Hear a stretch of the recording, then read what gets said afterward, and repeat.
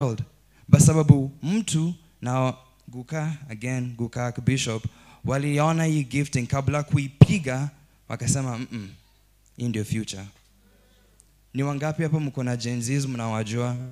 Let's stop fighting Gen Zs for the love of your God, for the love of my God, for the love of Jesus.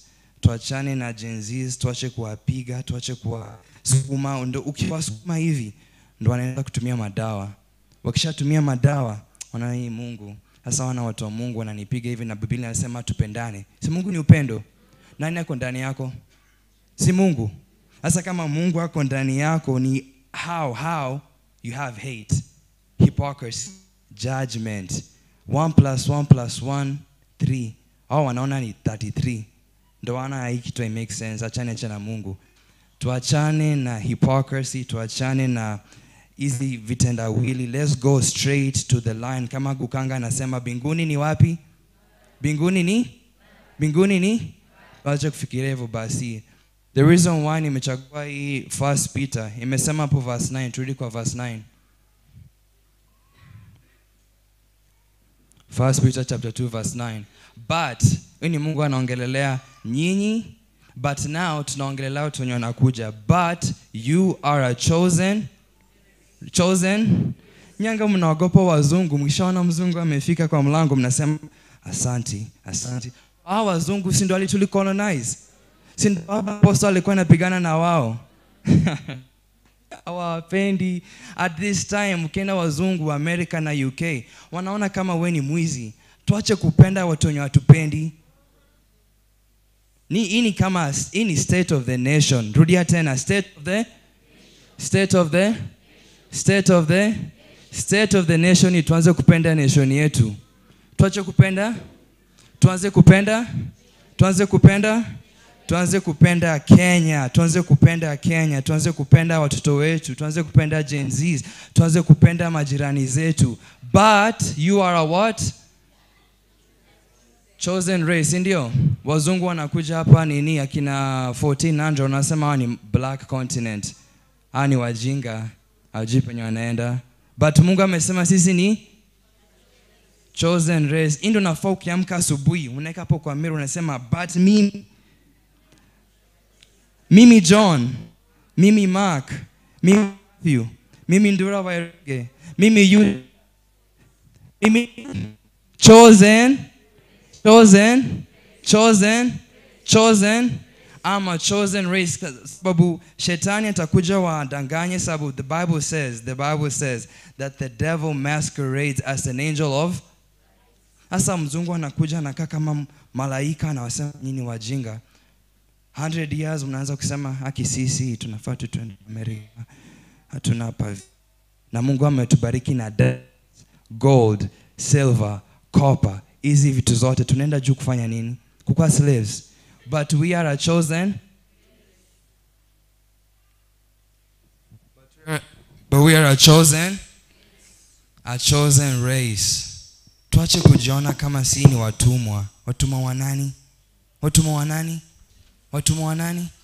No, si ni watumwa wa Mungu.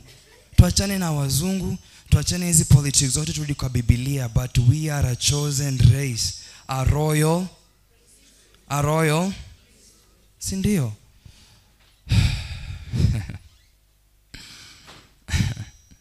Ni wangapi hapa kwa hii church anga wanaombeanga wanaombeanga President Ruto, wakisikia Ruto wanasema ni shetani. Anakaa kama shetani. Anatembea kama shetani. Acha niwaambie kama Gukanga anasema hivi, ombea president, ombea ule mwenye wako hapa juu. Baraka zake zitakukujia hivi. Ona kama economy ni mbaya na nalalamika economy ni hivi, economy iko hivi. Mimi mnaona kama niko na shida. Tuanze kuombea Ruto. Tusimuombee mabaya, tumuombee kenye Biblia imesema. Kama sasa tumeshajijua sasa mimi ni chosen race. Ninapenda watu wa Mungu.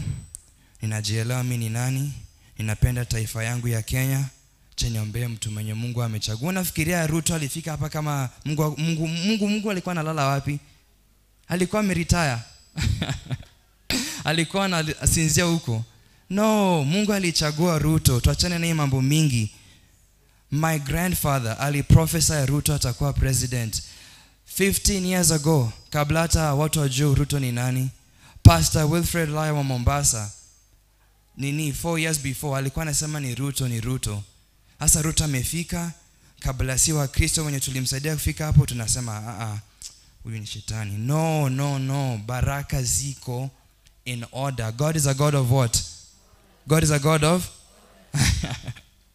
Saka tunajua hivi, mbona tunaenda tukishina Ruto hivi, Ruto 2, Ruto 3, Ruto 4. No, tumuombe. Hii Kenya itenda mbele kama tutaombea Ruto, kama tutaombea the government. Kushina tukipiga kama sisi ni opposition leader, hatuendi mbali, hatutaenda mbali. Hii ni Biblia. Mimi sijakuja hapa kusema Ruto hivi, nimekuja kusema Biblia. Si Biblia inasema hivi? Sawa. But you are a chosen. Sema kama unamaanisha, sema I am a chosen race. Rudia tena, I am a chosen. Shetani kuja na kuambia uko na shida mingi toto. Sema I am a chosen. Shetani anakuja na kuambia watoto wako wanakunywanga bangi. I am a chosen. Shetani anakuja na kuambia hauna pesa, huni mbele, huni nyuma, huna maisha yako. I am a chosen. Mwambie hivyo, ambia shetani I am a chosen race. Ambia America I am a chosen race. Ambia kila mtu I am a chosen. So, I'm a chosen race, a royal priesthood, a holy. Kenya ni nchi takatifu. Acha nirudie tena. Kenya ni nchi. Bariki nchi yako, bariki grounds. Hii ni prophecy. Ukibariki, kama ni mkulima unabariki grounds. Grounds inakuletea profit. Ukilaani hakuna kitu, sinakuletea miba. Ninahubiri Biblia ama nahubiri mambo yangu? I am a chosen. I am a royal. I am a holy.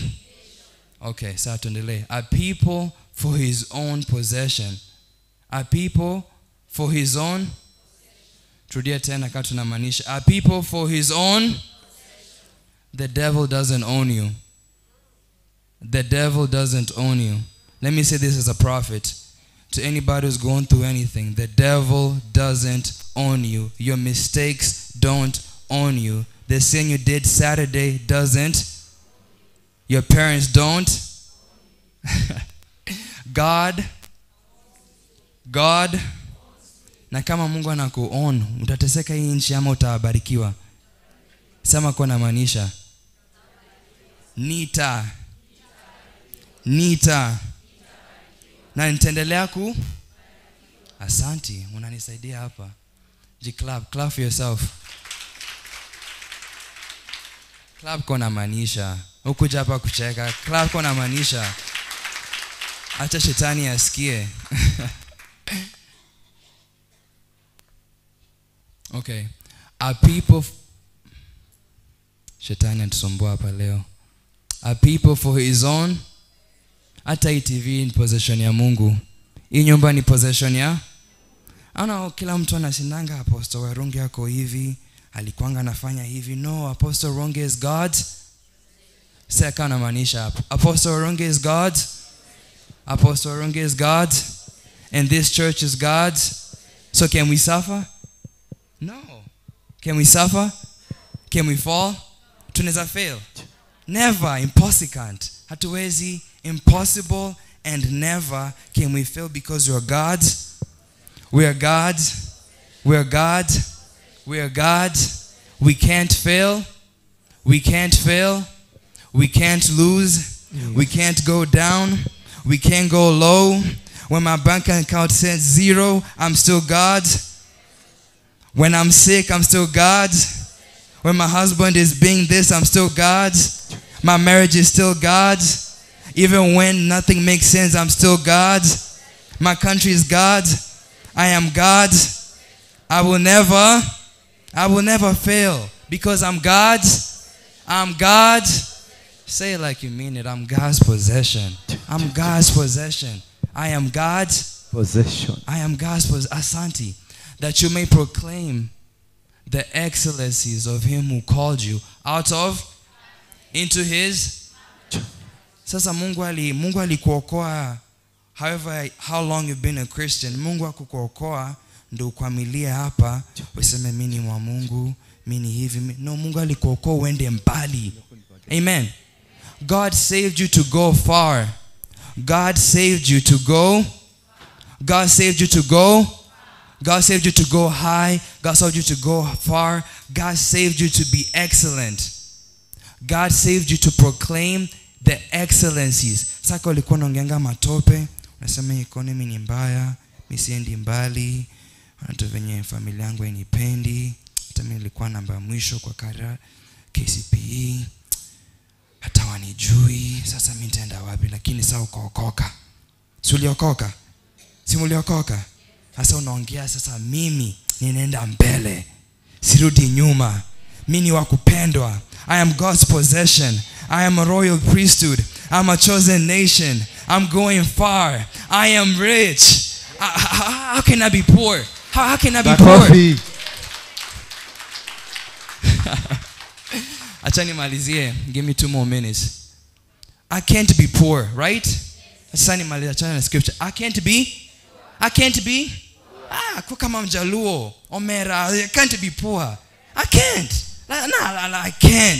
I can't. Sikuzaliwa niteseke.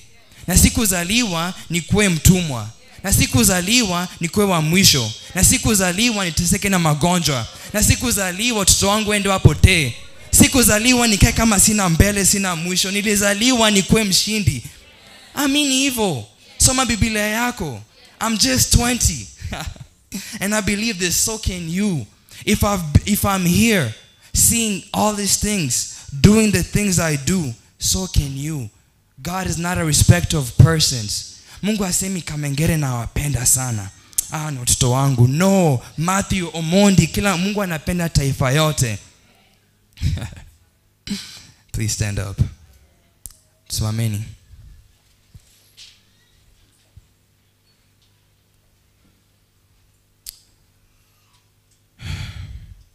Going forward, this is the 4th month of 2025.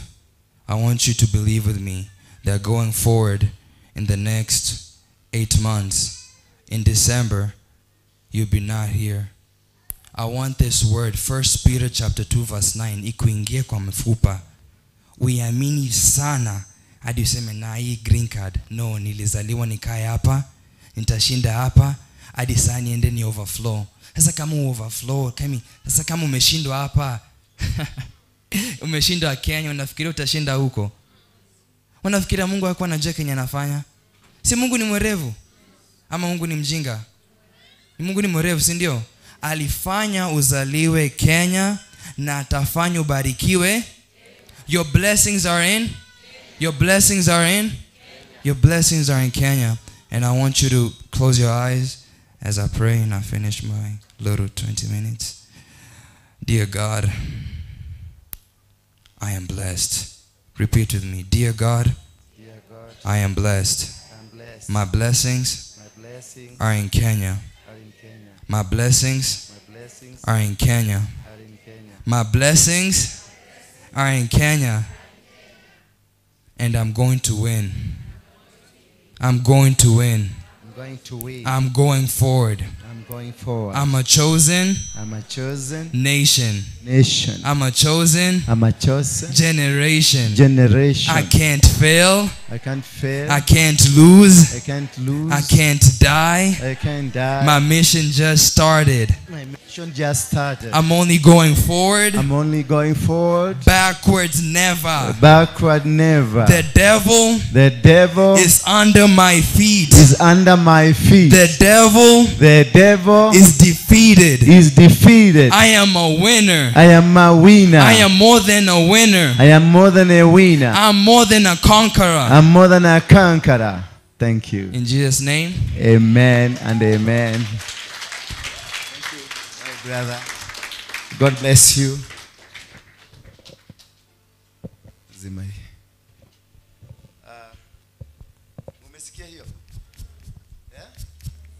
How do you hear that? Is that a preacher? A prophet of God? He has made declarations. He has made, that's prophetic declarations. that I'm going to win battles while in Kenya. You don't go to win battles when you're in a foreign country. You win battles in your country. So when you go to another country, already you have won your battles. You may be seated. Thank you. How did you hear? It's from America. You're from America. He sure is. Very right. Thank you. Another American? America. Gotire. Inyo de Morocco.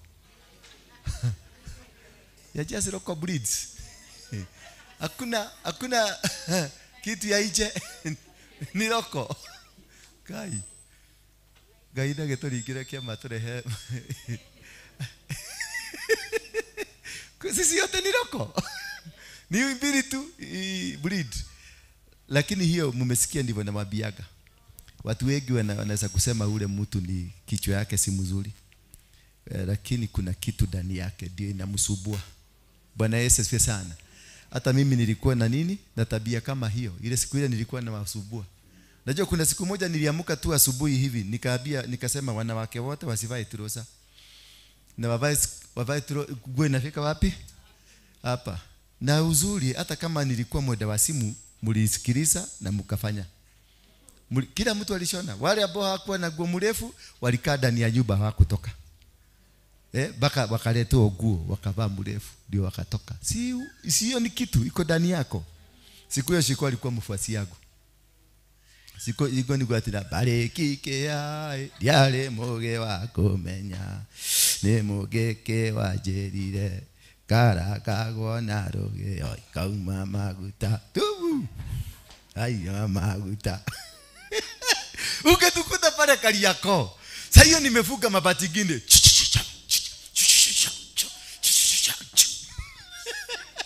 Na sasa hiyo nimevuka shuka. Nilikuwa nimevuka shuka hapa. Sina nguo nyingine. Ni shuka peke yake. Hello. Kungekuja ka upepo kidogo hivi. Mungianza kusema maneno mengine. Maana tulikuwa tunasema wekera nguo neke. Ni ukombo. Niguo tuga wekera nguo. Kwanza hiyo ingine. Hiyo kwanza ndio tulikuwa tunasema ni baya sana. Maana ni ukombo. Sasa una imagine hapa town niko na Muthegi. Nilikuwa natembea na Muthegi mkubwa. Nendo gara. Ineji ngui. Ici ni sioke. Dungi. Na nendo gara. Watu gara. No kumenya horo. Ukaheo horo. Muceraga nau. Tondu no muhahi ukorogo naguo ri. No muhahi ihuritie kenyua ri. Muceraga nau. Eria, aya no arugama. Oka. Adige ukararia.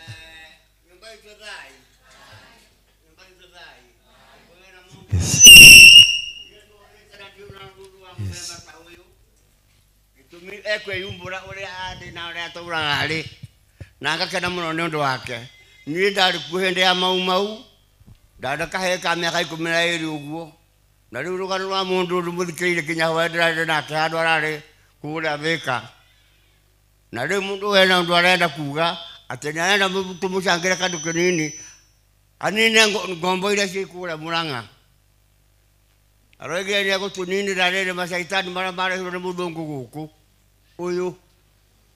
Na akamwitikia mundu uyu ri ciana ciakwa ithire rugano-ini rwakwa igiri cia rume na ndoi no njukire huko muthenya getha amenye wega na tuikaranie nake thiku igiri ithatu amenye gwakwa na ni menye gwake nigetha haria hatite hature kana ni haria we hatite ndi muhature kuria hatite hature kana ni haria we hatite ndi muhature kuringana na njui uma muno makiria ma muno ni njui baba wari are janu rarongi ndi muwe ajano kubuku ndi moy ajano moria mani ndi moy akahiyotira no ndike moy riu ni ndajo cha munya akahio ke mundu uyu ri ati akahio ke ati akahio kahiyotina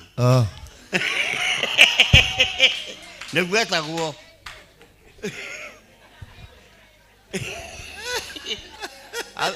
Ito thai. Thai. Mundu arutwo ni Ngai guka guku atukuria kwa bondera tware ule mudungu ama mudungu aturahira maundu meri kunina kigongo na gitu na ni angenia handu ha gwataka undu oigeno tikanitha giki ndi kigongo na nikio njukire guku nigetha menya atiriri kigongo na kiu arenda atia nakio ona ni ndonye thiini wakio tondu muthuri andu aitu nie ndire wa ndigwa ndacirire mwaka ni maitu mwaka wa 50 1950 kule mwena wa Embu na riu ndurauka wangwa Ngai undete guku rugano rwako utinga mundu no ni kwenda kugana na muthuri hanini tuikarete nake handu thi. Thank you. Nigetha amenye na njio kiuria ngwenda thai nyumba itu. Thai. Nyumba itu thai thathaya Ngai thai. Thathaya Ngai thai. Thathaya Ngai thai. Thank you muno. Horera nyambo. Kiroro manyambo. Ugai kiroro manyambo. Kirome nyambo. Ngia kuguru kou. Yes. Kamego to twarako. Bururi akire witu. Bururi ithe witu. Kenyatta hiuha turehere wiathi. Eka matimo muru agiro kobo. Jaba cia itai kiroira wiathi na wiguano mwene nyaga etuhoyaga wedani na gitio na tha nyingi cia mwendo wa ruriri na wiguano wa gikuyu na mumbi mwene nyaga takoya. Thank you. Dorcas, unasikia naweza kuimba? Wacheni kuniringia hapa. Nyinyi tu ndio mnajua kuimba. Na mimi ndiye nilikuwa worship team leader wa Mogeke. Yes, I was the worship. Ego kodio kaga ni Mogeke watu mete joke ya hai. Mimi ndio nilikuwa worship leader. Ugo ni mwendete nyimbo ici. Naigua ndia hutithia ni ukona thene moyerera. Mwakegwa. Mwahingirwo matu iguru mutirathie. Mwathani agocwo. Nyimbo icio ciarĩ cia liberation. Ciainagwo nĩ mũndũ wetagwo Joshua. Ciĩ thĩinĩ wa Biblia. Mnanielewa? Nyimbo icio ciinagwo no. O ifuku ni rĩrĩ na ũtungata. Kila kitabu katika Biblia kiko na utungata. Unanielewa? Utungata wa Musa tiguo utungata wa Joshua. Na utungata wa Elijah tiguo utungata wa Elisha. Are you getting me? No bara maruaga nemwe ena ma utungata tofauti. Joshua ndaringire ciama. Joshua nĩ gũthĩnja thĩnjire andũ. Hello? Musa nĩ kũringa ringire ciama. No bara andũ arĩa matongoragio nĩ Musa nĩo matongoragio nĩ Joshua. No face yacenjia. Joshua akĩrwo oya andũ aya na woye rũhiũ ũthĩnje andũ ũtware andũ akwa kũrĩa ndĩramatwa. No nginya Musa angĩakuire nigetha bara ĩyo ĩngĩ yambĩrĩrie. Hello? Sio kama mnanielewa? No nginya kĩrĩa gĩ thĩinĩ waku kĩambe gĩkue nĩguo ũtungata waku Agnes ũrute wĩra. Ũmũthĩ nĩ kwendera gũkũbundithia ati no nginyagia ni lazima kilicho ndani yako kikufe cha mwanzo ndio kile Mungu anataka kufanya nacho kazi sasa kifufuliwe. The dry bones in you must die. No nginya mahĩndĩ momũ makue mome nigetha macoke mariũkio mekirwo ũgima ũngĩ. Tunasikizana kweli? Mnanielewa kweli? Na ndio kwa maana leo nakwambia I will conquer. Hello, haya. Habari mami? Where is my son? Miracle baby. Where is our miracle baby? Mulete hapa haraka haraka. Haya. Kihene kianenehire giki. Mnakumbuka hiki kipi? Kimezaliwa tu hapa. Kilikuwa kia miracle. Mama alikuwa ameambia hawezi kupata mtoto. Ndio huyu. Mwangalie huyo no. Mwongeze madage ya mwana. Huyo no. Huyo ni inywe. Mwangalie baba. Prophet, mwetaka prophet Habakuku. Etakwate. Titus. Yoyo Titus ya. Unakumbuka huyu mtoto? Huyu mama watu wa kwao walikuwa namwambia ni mwenda wa simu. Alikuwa anatoka Mkoroini mpaka hapa church. Watu wakasema ni mwenda wa simu. Tukasema wewe si mwenda wa simu kai. Na nilikuwa shia litake githaka. Neta ile shia kwa. Amuthe. Ali mushi. Umutigire gikate. Ino ni yake goshoka na ni kioneki. Ino yekera ya white ni yake oneki.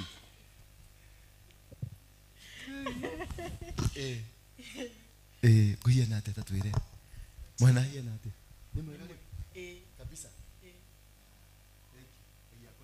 Amen. Nakakure. Nanyita. Negatigire kuoga. Bio koge ginya kanine miaka 6. Ugakarugira ngima. Ugakirugira ngima. Iyo ni njamba. Kamurugira ngima kamunengera kenyo kia ngima, kamunengera nyonyo, karuma ngima, kanyonya. Wadhani agosho. Thank you. Let's go to the book of tuangalie kitabu. Ambia mwenzako I will conquer. Kwa bure mtu wa nywele kubwa. Si unisaidie tutafsiri ndio tusaidie mpaka shosho. Simkaa hapo tu, simama hapo. Wacha kukuja hapa. Woka hakuja wodhubura. Sasa mimi taongea na Kisugu. Nitaongea na Kisugu, wewe unatafsiri. Nikiingia Kiswahili, unaingia Kikuyu. Nikiingia Kikuyu, unarudi Kiswahili ama Kisugu. Utaweza? Nitajaribu. Na tunaenda na speed. Ni sawa. Thank you. Najua lazima utrain makomanda. Mimi natakaga mtu ambaye niko na komanda. Kwa sababu hii ministry yangu ni ya ukomando. Tiadwega. Fafaito. No teo tidokiura, teo tidokigia, todo niwegire muno. Wanyita, wacha kujisumbua bure. Unikutumu ulitumu hapa. Na ako ndoko hota guikara guku uthie piu ndugacoke guku ringi. Uke utulie niweheirie Ngai. Kama hautaweza kukaa huku utoke kabisa uende. Nwamurakaririe todo ni akwambararitie. Ulimkasirisha Mungu kwa sababu alikuinua na amekuinua. Na leo Ngai araugire uke uikare haha. Na sasa Mungu ameniambia uje ukae hapa. Second K. Anakupea nafasi ya pili. Wewe mtumia. Unasikia? Nikio mwira go mushere na muthuri uyu. Ndio maana huwa anakuambia utembee na huyu baba. Kumwabararia. Sababu Mungu anaenda kumuinua. Amutwali hado iguru muno. Anampeleka juu sana. No ena kiogo kiomo. Lakini kichwa ngumu sana. Taihigari ya blue. Kama jiwe la samawati. Akauma thade. Huwa anagonga anatoka. Todo ndali aretekera kuharuruka. Kwa sababu hajakubali kushuka. Todo ni abatirite oro hau. Sababu Mungu amemweka juu. Agakinya gacobere iguru. Akafika juu kabisa. Nona hali iguru. Pale kileleni. Ginya adu muthuri hari na gari cigana. Huyu mzee alikuwa na gari mbili. Acejanagia gari ugu. Alikuwa anabadilisha hivi. Aikaraga tu maisha tugitwa iguru ugu. Alikuwa anaishi maisha mazuri. Tatugedora waru igekaraga. Kama vile mimi naishi. Na ndura ni aregetie ni angathetie ugu angathetie. Na mimi nilikuwa nimekasirika vile nimekasirika. Vile yuko. Ugo niguo ndangathetie. Hivyo ndivyo nilikuwa nimekasirika. Nagera Ngai atiri wako ni aranyenda ri agore haria ndadi guikara thi. Na nikamwambia Mungu kama ananitaka anipate pale naenda kuishi. Gethi gucaria Ngai ri. Nikienda kumtafuta Mungu. Gutire mundu wanjirite. Hakuna mtu aliniambia. Ngeuka gucaria Ngai tondu ni gucaria Ngai ni andwarire nginya handu. Nikija kumtafuta Mungu kwa sababu kuna mahali alinipeleka. Uria hianirie. Vile alinifanya. Ndamiaga uriri. Nilikuwa naenda haja kubwa kitandani. Ucio niguite rugano ru. Umesikia hiyo hadithi? Ndamiaga uriri. Nilikuwa naenda haja kubwa kitandani. Ndathugumaga uriri. Kwa nakojoa kitandani. Tabu ujikarite uguo ndaigwa mathugumo ni moka. Nikiwa nimekaa hivi nikisikia mkojo umekuja. Nikaraga uguo ngethugumira wega. Nilikuwa nakaa kwenye hiyo style na kojoa vizuri. Gacoka gamamijia mwena na mwena uyu. Alafu na yapepesua kule na kule. Nigetha njiguo rugari. Ili nisikie joto. Tondu ndari na depression. Kwa sababu nilikuwa na depression. Miaka 7 ya depression. Miaka 7. Ndamiaga uriri ndakomaga uguo. Nilikuwa nafanya haja kubwa kitandani, nilikuwa nalala hivi. Nilikuwa nachukua mguu moja juu. Ngamia. Naenda haja kubwa. Gacoka ngamakomera tondu mari no rugari. Alafu nalalia kwa sababu yalikuwa na joto. Ngaigua rugari kega. Na yana joto nzuri sana. Ngaigua wega. Nasikia vizuri mno. Riu kile kiamakirie muthenya umwe ri. Kilichonishtua siku moja. Tondu mukodoro ni wabuthite. Kwa sababu ile godoro ilikuwa limeoza. No kage na igunyo. Na ukawa na dudu. Riu ni undu wa kuhia ni mathugumo ri. Kwa sababu ya kuungua na mkojo. Ngegia rucini ngeje ngikora ni ndiragia na ironda. Asubuhi nikajipata naanza kuwa na vidonda. No itia makagia muno. Lakini haviko zimenistua sana. Tondadia ngoya mugwa nugu. Kwa sababu nilikuwa naenda nachukua aloe vera. Gaya mugwanogo. Nachukua aloe vera. No, nachukua mugwanogo. Goya mugwanogo. Goya mugwanogo. Nachukua mugwanogo. Geha kagukoma. Najipaka kuna kauka. No rushini rumweri. Lakini asubuhi moja ndokirire ngikora ndina igunyo mwiri mugima cia white. Niliamka nikajipata nimejaa wadudu weupe mwili. Ciracera ugo mwiri. Wanatembea mwilini kwangu. Cietagwo ing'ang'o. Igago.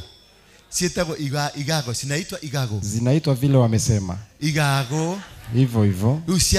Ciajeraga mwili wothe. Zilikuwa zinanitembea mwili wote. Kila kiajokeririe ri. Kilichoniamsha. Ciarigire haha kanua. Nilisikia zinaingia mdomoni. Ukigwa ni ciaconya ugo cirenda gutonya kanua thini. Nasikia zinapanoa mdomo wangu zinataka kuingia mdomoni. Ndio mundu murevi na mundu utete bao uri akomaga. Na unajua mtu mlevi anavolala. Akomaga kahiaga. Mdomo ukiwa wazi kabisa.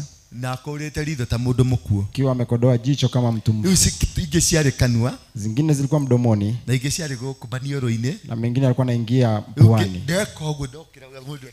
Nilipo amka usingizini nikafanya hivi. Nikasikia hazitoki. Ngihinguria maitho. Kafungua macho. Ngiona cie haha ndina grab. Nasikia kama nazitafuna. Nikazitema. Cikigwa ithano. Zikaanguka 5. Korora mwiri ri. Kuangalia mwilini. Ngiona nyamu ciracera guku. Nikaona kuna vitu vinatembea. Ngicieka uguo. Nikaviondoa. Cigeiteka. Zikamwagika. Nindajirie kurira. Nikaanza kulia. Tondu ndimenyaga niki kianyitire. Kwa sababu sijui nini kilichonishika. Na ndajia kurira ndajia kwiuria tena. Na nilipoanza kulia nikajiuliza hivi. Ngai uregete kunjuraga niki? Mungu mbona hauniui? Wareka ndie thina uyu niki? Mbona umeacha nipate tabu? Onokoro nindakuhiteirie ri. Hata kama nilikukosea Mungu. Urahitiria niki? Mbona unanikosea wewe? Ndugite nduri kwirihiria ni kuru. Ile ndugite kwirihiria ni kuru. Si umesema kuna wakati wa ubaya? Hapana. Ile ndugite kwirihiria ni uru. Si umesema kujilipizia kisasi ni kubaya? Niki giratuma wirihirie? Kwa nini unajilipizia kisasi? Then giuma nikatoka. Ngethieto ongenungaga. Nikaenda nikinuka tu hivyo hivyo. Giumagara uguo. Nikaenda zangu. Higo ndaikaraga Ngong'u. Nilikuwa naishi Ngong kipindi hicho. Niho ndacamanirie na Mugoroki. Ndipo nilipokutana na haria hethoko ya Ngong'u. Nilikutana na kichaa katika soko la Ngong. Mugoroki ucio akinjira atiriri. Kichaa akaniambia hivi. We kirimu giki. Wewe mpumbavu wewe. Mugoroki uyu. Kichaa wewe. We Mugoroki we. Wewe ni kichaa. Ukiri na ngoma nyingi muno. Una pepo nyingi sana. Ngai arakwira atiriri. Mungu anakuambia hivi. Oyo mutungate utige urimu kana ukwe. Nenda ukamtumikie uache upumbavu ama ufe. Na nikio unaona thina uri wonete thina. Unaona vile umekula shida? Uguthina. Utakula tabu. Sasa mahali haria mundu ucio ariirie ri. Mahali alipoongelea yule kichaa. Ni haria thoko-ini ya Ngong'u. Ni pale sokoni Ngong. Na Ngong'u ni kuo njuikaine na ritwa inene muno. Na Ngong ndio jina langu liko kubwa sana. Andu matiamenyaga nenie. Watu hawako wanajua ni mimi. Tondu ndari mutarukangere. Kwa sababu nilikuwa nimerarukiwa. Andu matingiahotete gwiciria nenie ngorogo kuu. Hawangewaza kabisa kama ni mimi. Ndio rĩrĩa andu mokire hakuhiri. Kwa hivyo wakati watu walikuja karibu. Kiona mutumia umwe athamia kanua. Kaona mama mmoja amepanua mdomo. Uyu kari uri uratonyariraga guku. Huyu sio yule alikuwa anatunyanyasa huku. Uyu uraruiragia atumia. Huyu si yule alikuwa anatairisha wanawake. Ngai. Mungu. Uyu kari waro ingi. Mungu huyu ni waro ingi. Haya. Wathi urihagirwo thi kai wathi urihagirwo thi. Na ya dunia hulipiwa duniani. No kuone kurumwo kinya ni Mugoroki. Anatukanwa mpaka na kichaa. Sasa upande mwenori ungi wa left ri. Upande huu wa kushoto wa thoko eo ri. Wa hilo soko. Ni kwari atungatiri eri. Kulikuwa na watumishi wawili. Mokite mathiko. Walikuwa wamekuja kwenye mazishi. Handu hetagwo kibiko. Mahali panaitwa Kibiko. Riria maiguire kari wa ruingiri. Wakati walisikia ndura wa ruingi. Ni maguhiriirie. Walikaribia. Muhitungatiri umwe tagwo Irungu. Mchungaji mmoja anaitwa Irungu. Ni wa CFF. Ni wa CFF. Gogo kwa Harrison. Hapa kwa Bishop Harrison. Makenyona. Wakaniona. Na higo nuramenya they ordained. Na wakati huo nimeshawekwa wakfu. Ordained. Nimewekwa wakfu tayari. Ni uremi. Ni kwa sababu nimekuwa ni uremi wa guthama kanitha. Kuhama makanisa. Na kuga ndingeruta wira wa wana. Na kusema sitafanya kazi ya utoto. Wa gwikara rungu rwa mundu. Wa kukaa chini ya mtu. Ajathage. Hapa masharti. Mwathani agocwo. Bwana asifiwe. Irungu makihurira mundu gwitwo Bishop. Irungu akampigia Archbishop. Makimwira nituona wa ruingi. Wakamwambia hivi tumeona apostle wa ruingi. Na ndari handu hega. Na hayuko mahali pazuri. Ni kufatara guteithio. Anahitaji msaada wa haraka. Bishop niokire nginya gwakwa Archbishop akaja mpaka kwangu. Nokire makiorereria nginya makionio gwakwa. Kuja wakaulizia mpaka wakaonyeshwa kwangu. Niokire na akigora. Akaja akanipata. Bishop atulirie maru. Archbishop akapiga magoti. Akirira Ngai. Akamlilia Mungu. Akira Ngai wagikorwo ni nguhiteirie ri. Akamwambia Mungu, kama nimemkosea, nindaguthaitha undekere. Na kuomba unisamehe. Na urekere mwana uyu. Na umsamehe huyu mtoto. Tondu mwana uyu ndamuitiririe maguta ngeciria ni athi kuruta wira waku. Sababu huyu mtoto nilimwagilia mafuta nikijua anaenda kufanya kazi yako. Akirira maithori. Akalia machozi. Akitumana ngurirwo nguo. Akatumana nguo nikanunuliwa. Na agitumana thabio. Na akasema nioshwe. Ndatwarirwo car wash. Nilipelekwa katika car wash. Tondu ndaihurite mai. Kwa sababu nilikuwa nimejaa mavi. Githabio na nyamwire ya car wash. Nikaoshwa na mashini ya car wash. Githabio wega nginya ngithera. Nikaoshwa vizuri mpaka nikang'aa. Ndari na ironda ciihurite mwili. Kwa nimejaa vidonda mwilini. Gitwarwo thibitari. Nikapelekwa hospitalini. Na kumania nyeheyo ri. Na kuanzia kipindi hicho ng'ang'age njoya ringi. Askofu akanichukua tena. Na akendera ringi. Na akanilea upya. Nginyagia hau ndongire. Mpaka sasa hivi nimesimama. Ni muthuri wa bata.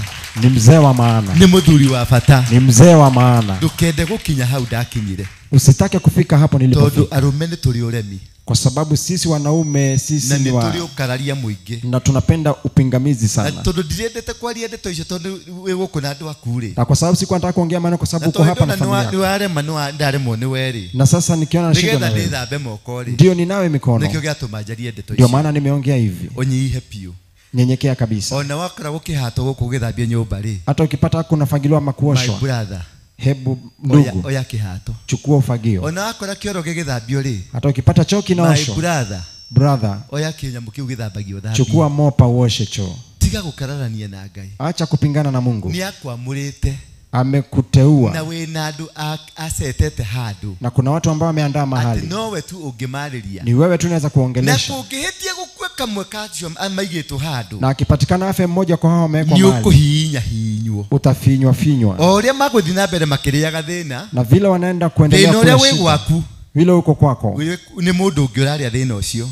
Ni mtu mwingine anakuletea. Nikiona kuhinyite. Ndio unaona Mungu amekufinya. Aradia agikuhinya. Anaenda akikufinya. O agikuhinyaga. Akikufinya. O agikuhinyaga. Akikufinya tu. Uri aria mararia thina. Wale wanakula shida kule. Thina wao wongerereka. Shida yao zikiongezeka. Wakukabatira. No kuhinyirika.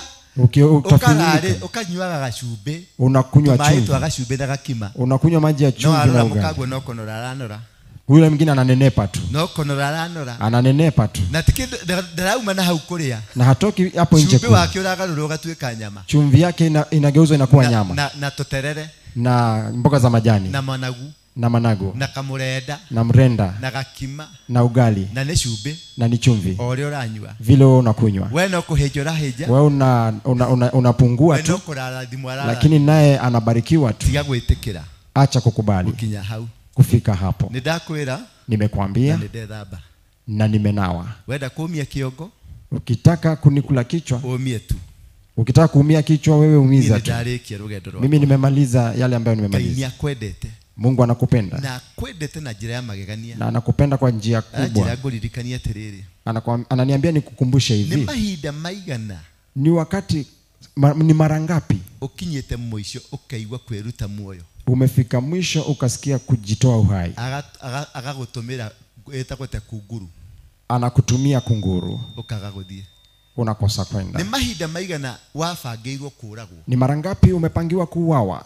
Ngai agakuhonokia. Mungu anakuokoa. Ono utoi. Hata kama haujui. Ukamenyaga ni uhonokirio ni Ngai. Unajuaga baadaye ni Mungu aliniokoa. Riu wete ukujete Ngai aje ukujete ngudi. Sasa Mungu anasema kunja ngumi. Mung'ang'ane nake. Mpigane naye. Keguhe guoko.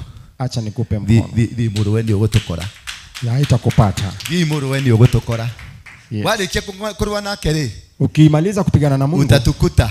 Utanipata. Hapa tu. Papa hapa tu. Nigetha Ngai aguteithie. Ili Mungu akusaidie. Nataka tusome kitabu cha Dhama ni gani? Exodus. Ndio tuthome ifuku rĩa Dhama. Kitabu cha Exodus 14 mstari wa 26. Ifuku rĩa Dhama 14:16. Mstari wa 16. 16.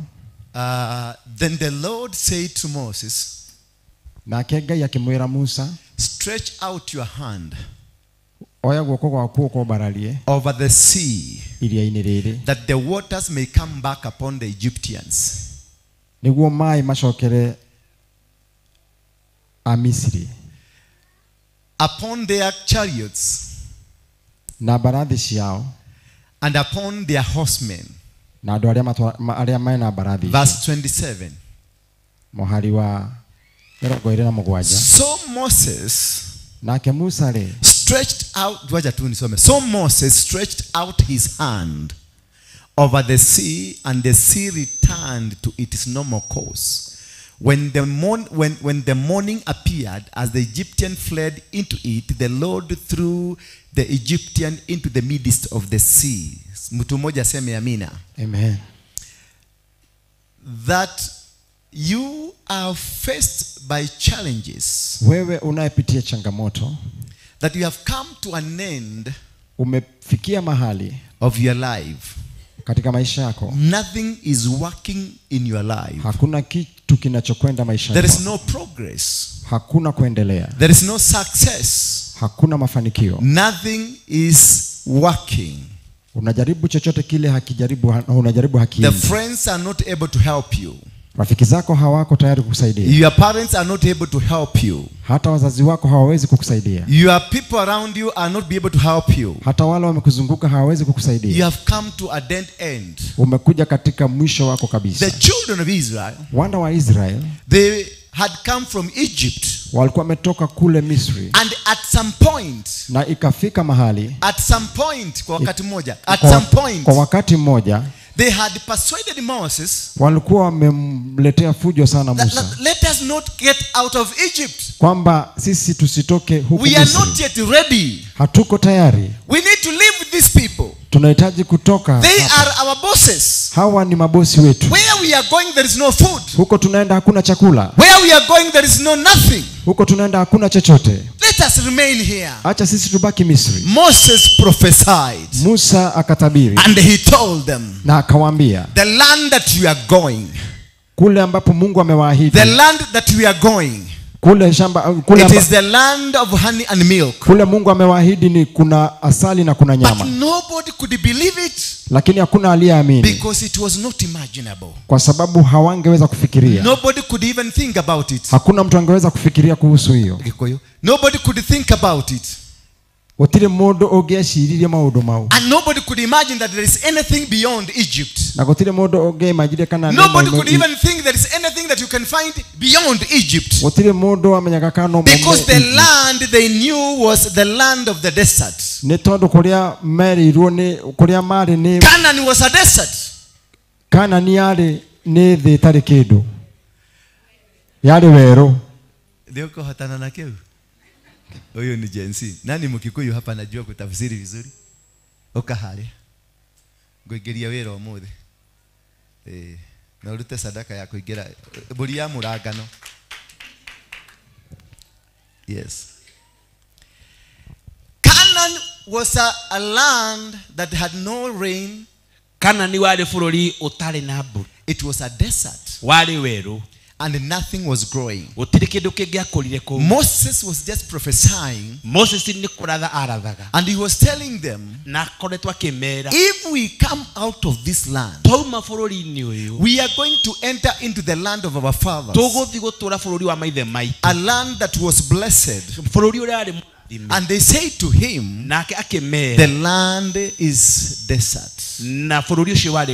They told him, the land you are talking about has got no what you are saying about. You are just lying to yourself. And you want us to go and die. But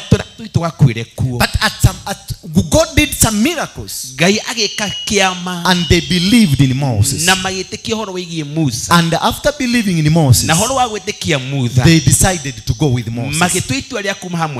As they were going, they neared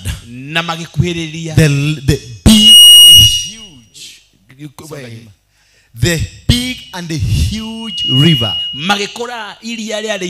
It was big. And as they looked at it,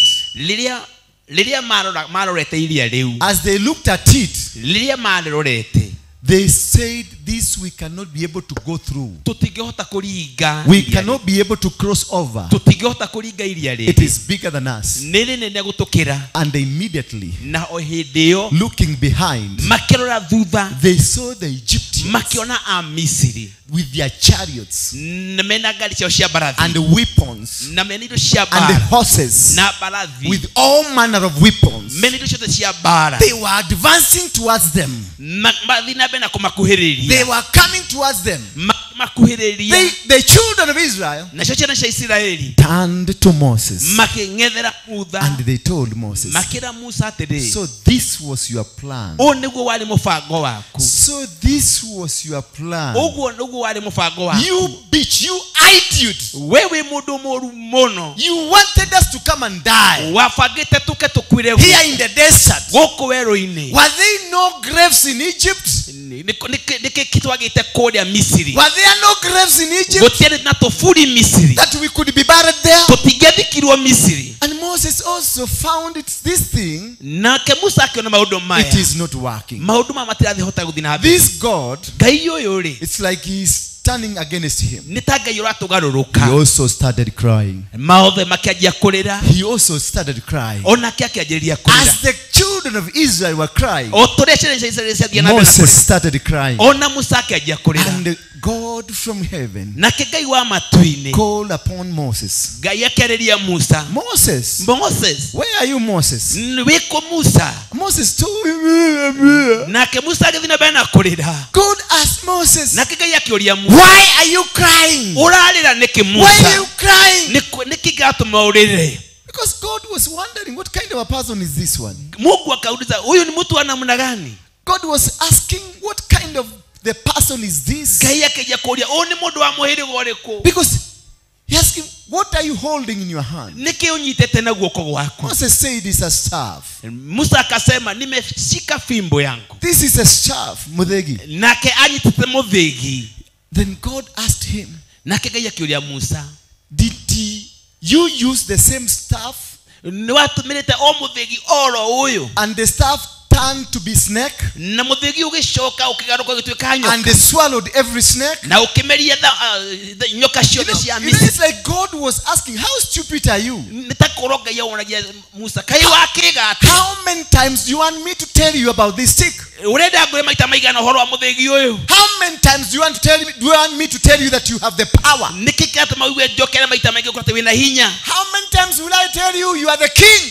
ũrenda ngwĩre maita maigana atĩ wĩ mũthamaki How many times do you want me to tell you you are blessed? ũrenda ngwĩre maita maigana wĩ mũrathime Why are you not understanding me? nĩkĩ kĩratũma wage kũmenya That is the reason he asked, what are you holding? nĩkĩ waramũria nĩkĩ ũnyitĩte What are you holding? nĩkĩ ũnyitĩte That is the reason God asked him. nĩkĩ ũgĩatũmaga ngai He amũrie wanted to ask him a different question. ndĩangĩamũririe kĩũria kĩngĩ How many times do you want me to explain to you nĩ maita maigana na ngũtarĩrie that you are my prophet? atĩ we wĩ mũnabii Because wakwa so many people here kwĩna andũ aingĩ mũno thĩinĩ wa are nyũmba ĩno blessed. You marathime have the glory of God. mena ũriri wa ngai You have the blessings of mena God. irathimo cia ngai You have the victory of God. wĩ ũhotani wa You are ngai a winner. wĩ You are a mũtoragia conqueror. wĩ But mũtoria still you are looking down upon yourself. no nĩ ũrora thĩ igũrũ rĩaku That you look at yourself and think like you are a poor person. no nĩ ũrokona ta wĩ mũthĩni That you are useless wĩ person. mũndũ wa tũhũ That you are hopeless wĩ person. mũndũ tarĩ bata That you cannot make it. atĩ ndũngĩhota gwĩka ũndũ This is the question God is asking. gĩkĩ nĩkĩo kĩũria kĩrĩa ngai What are arakũria you holding? nĩkĩ ũnyitĩte What are you holding? nĩkĩ ũnyitĩte Because God knows He has given you power. atĩ ngai nĩ arahotete nĩ akũhete He hinya said before you were born, ũtanaciarwo He knew you nĩ akũĩ and He had set you apart na agĩgũcete gũceparĩ so that you can become nĩguo tuĩke a prophet unto the nations. mũnabii wa bũrũri You are not an ordinary we person. ndũrĩ mũndũ wa You kawaida are a prophet unto the nations. we wĩ You are mũnabii supposed to prophesy. ũbatiĩ nĩ You kũratha are supposed to prophesy ũbatiĩ nĩ kũratha and prophesy over your life. na ũrathĩre mũtũrĩre The waku problem you are facing, thĩna ũrĩa it tũragerera is not a problem to kill you, ti thĩna wa gũtũraga but a problem, but a challenge. nĩ mathĩna But it is a challenge. nĩ maũndũ It is something ne maudu that is meant to make you strong. magetuma magutwe mundu wina hinya. What you are facing today, maudu mari urona umuthi it will not kill you. matigukuraga. The disease you are facing today, maudu mari mena mo it will not kill you. matigukuraga. The poverty you are in today, athina mari uragera it is not supposed to finish you. matigukonina. But through it, no kugera maudu macio. through it, kugera maudu macio God will be glorified. ngai ni kwigocithia. So you are not going to die. ndugukua Because God wants to use you. ngai enda gukuhuthira. And use the challenge you are going through. na huthire mathina mari uragera So that he can be glorified. niguo hote kugocwo. So that his name niguo ritwa can riake be glorified. rikote Can rigocwo. be glorified. rigocwo. Because his name, ni because glory of God ni tondu wa riri wa ngai is known through you. ti tondu kwerera we.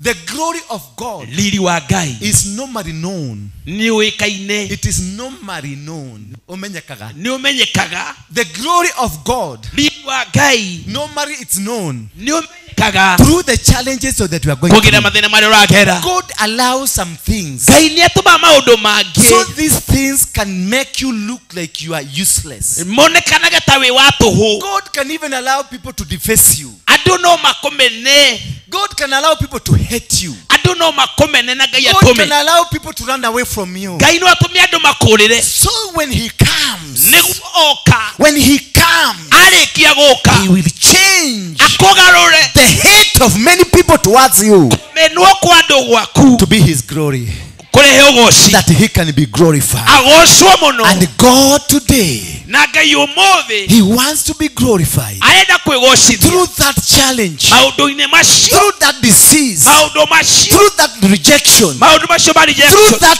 thing that they have placed against you. maundu macio mothe mari iguru riaku. God has got good plans. ngai ena mubango mwega. Plans to help you. mubango wa guguteithia. Plans to lift you up. mubango wa gukua na Plans iguru. to do you good. mubango wa gutua Plans mundu to mwega. cause you to be known. ngai atumi umenyeka. You are a prophet. wewe You munabii. are a prophet wewe unto the nation.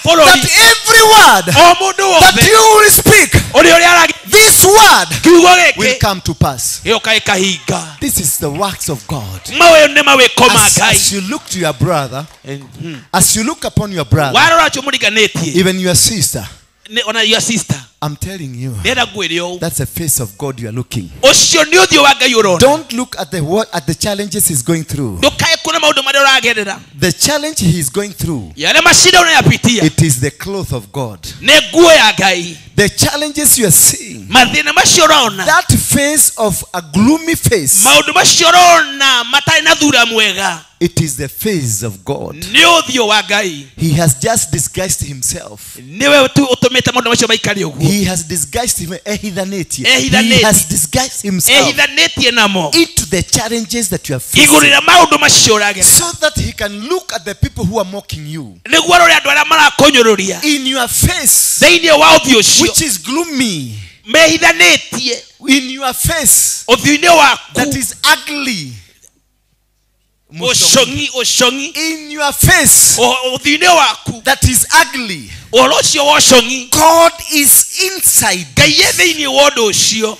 It has been made ugly agagutua mundu mucongi so that your enemies cannot know that it is God. thũ ciaku ciage gukorana ni ngai. Because if they knew it is God, tondu mamenya ni ngai they will pretend to you ni megwitua that they love you ati ni makwendete because they have seen your God. tondu ni marona ngai But waku. God will come to you no ngai yoka thiini wa and make you ugly today, agutue mucongi so umuthi that you may be able to know who are your friends niguo uhote kumenya and arata know who are your betrayers. ni aria makunyururagia. And once you see them, na hindi wamona God will remove the mask. yeherie kiruru kiria. Then they will see the glory of ni God. ukuona riri wa They will see the glory of God. ukuona riri wa They will see the glory of God. ukuona riri wa They will see how powerful God can ni be. ukuona ngai uria kwa And then they will come ati ni mego and they start following you na maje gukuma and they thutha start worshiping God Tego baba ya ngai because of you. ni tondu wa They will stand wataro because of you. ni tondu wako They will be loved ni mekumenya because of you. ni tondu wako They will know God ni mekumenya ngai because of you. ni tondu wako. Do you know why? ni wamenya ati Do you know what? unajua nini the reason God created you kile chofanya Mungu akuumbe to be in that situation ili uwe hivyo ulivyo is because you are a leader, ni kwa sababu wewe ni kiongozi, because you are a prophet, kwa sababu wewe ni nabii, and if because you are brothers that you are born together, kwa sababu wewe ni ndugu mliezaliwa pamoja. you have a brother that you have either younger person than older person, maybe yule ndugu yako mdogo ama yule mkubwa, and your sister, na ama dada yako they are bigger than you, mkubwa kukuliko, and they are the ones who carried you when you were a baby, na ni wao waliokubeba kwa mgongo, so they don't have much respect for you. hawana heshima na wewe hata kidogo. But remember, you are born a prophet. Na ujue wewe ulizaliwa kama nabii. But being born a prophet does not mean that you will not go through the process of a child. Na si kwamba ulizaliwa nabii hautapitia yale majaribu. Your sister used to pinch you, dada yako alitumika kukuchuna, and they used to beat you, aliyakutapa na akakuchuna, and you used to urinate on her back, na ulikojolea mgongo wake, so she beat you, alikupiga yeye, she fed you, alikusukuma na kukutapa. But remember, she's beating, alikupiga na ukakumbuka. Remember, she's beating. Remember, akakumbuka. Remember, lilikana, she's beating you. She used to beat you, alitumika kukupiga, but she never knew na hakujua that this is a prophet. Huyu ni nabii amembeba. And you have grown a baby. Umekuwa kama mtoto. All along you have been a baby. Siku zote umekuwa mtoto. She has never seen an indication hajaiona dalili that you are a prophet. ya kwamba wewe ni nabii. So when the time for God to use you, wakati wa Mungu kukutumia ukifika, God will cause something, Mungu atasababisha jambo that will separate you from your sister, ambalo litakutenganisha, that will separate you from your brother, itakutenganisha na ndugu, that will separate you from your mother, itakutenganisha na mama, that will separate you from your father, itakutenganisha. And this thing na jambo hili will be a challenge. Ni chare. This thing, ni changamoto. It is something bad. Ni jambo mbaya. This thing, ni jambo might be a disease.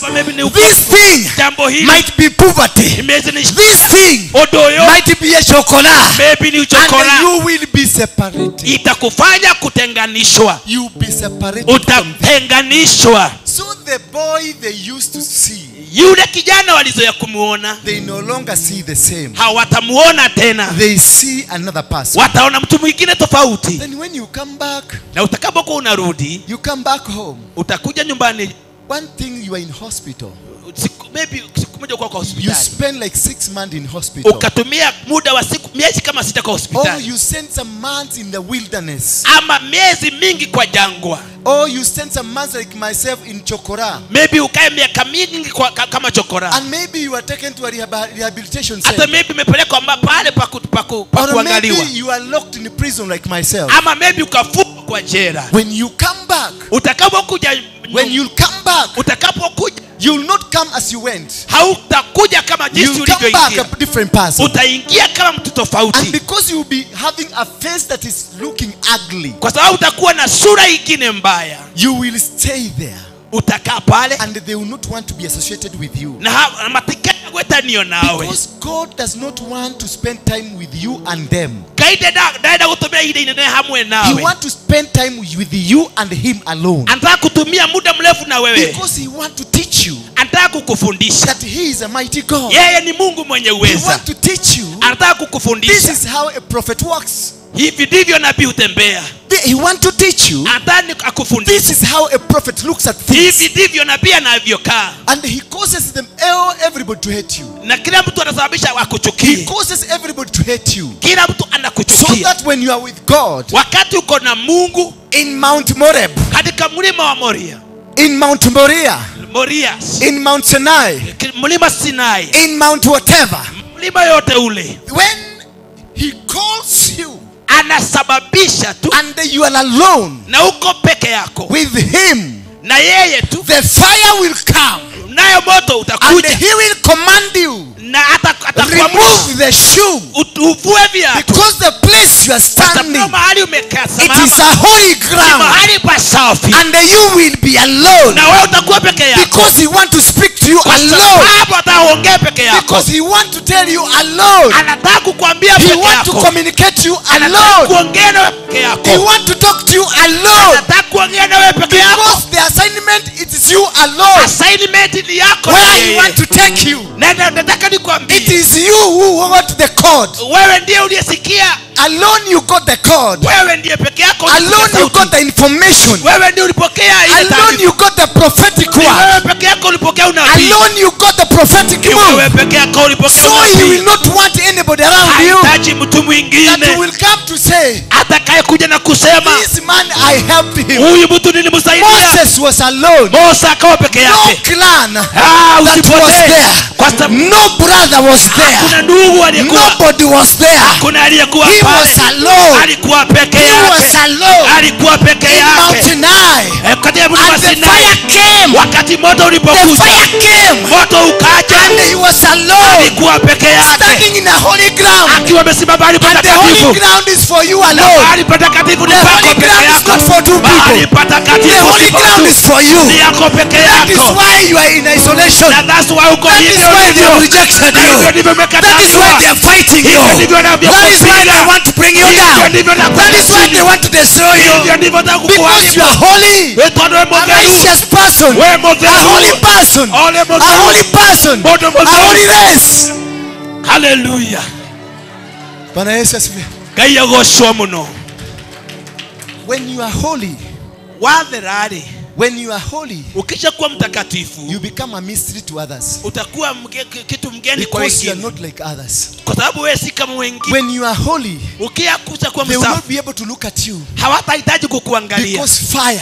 Kwa sababu ya You moto. are carrying fire. Umebeba moto. When Moses was on the mountain, Wakati Musa a alipokuwa holy mlimani, mountain, mahali patakatifu, his eyes could not see anything. macho yake haingemwona mtu And mwingine. God spoke to him. Naye Mungu akazungumza na You are Musa. standing on a holy ground. Umesimama mahali pasafi. Remove your shoes. Vua viatu And vyako. he removed his shoes. Akavua viatu. Then God spoke to him. Naye Mungu akazungumza na His Musa. brother was not around.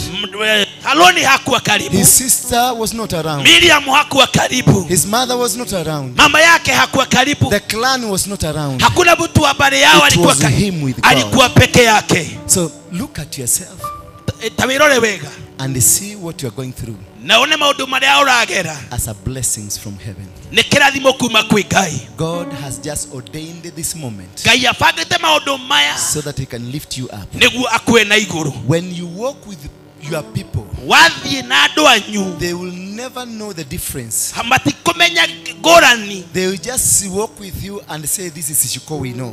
Aya wathie nao mekua o ni Shiko ria But tu. for them to know you are no longer the Shiko, Niguo mamenye we nduri Shiko wa kawaida. you will go in a process of isolation. Utapitia mahali pa jangwa. They will fight you center, left, right. Watakupiga kabisa. They will say even they want to kill you. Watasema hata wanaweza I kukumaliza. remember one day, Na ukumbuke siku moja as I was waiting for the verdict of being hanged, wakati nilipokuwa nimegoja siku ya kukamatwa kwangu, kuhangiwa kwangu, kuuliwa, and I was praying nilikuwa ninaomba to a God I never understood, Mungu mwenye sikuwa namuelewa, because I was Mungiki, kwa sababu nilikuwa Mungiki, and we believed our God lives in Mount Kenya, na tuliamini ya kwamba Mungu wetu anakaa mlima Kenya, and we believed Jesus is a son of a carpenter, tulijua ya kwamba Yesu ni mwana a son of a prostitute, ni mtoto wa malaya tu jangili, something that I cannot be able to mention with my mouth. vitu ambavyo siwezi taja kwa sasa.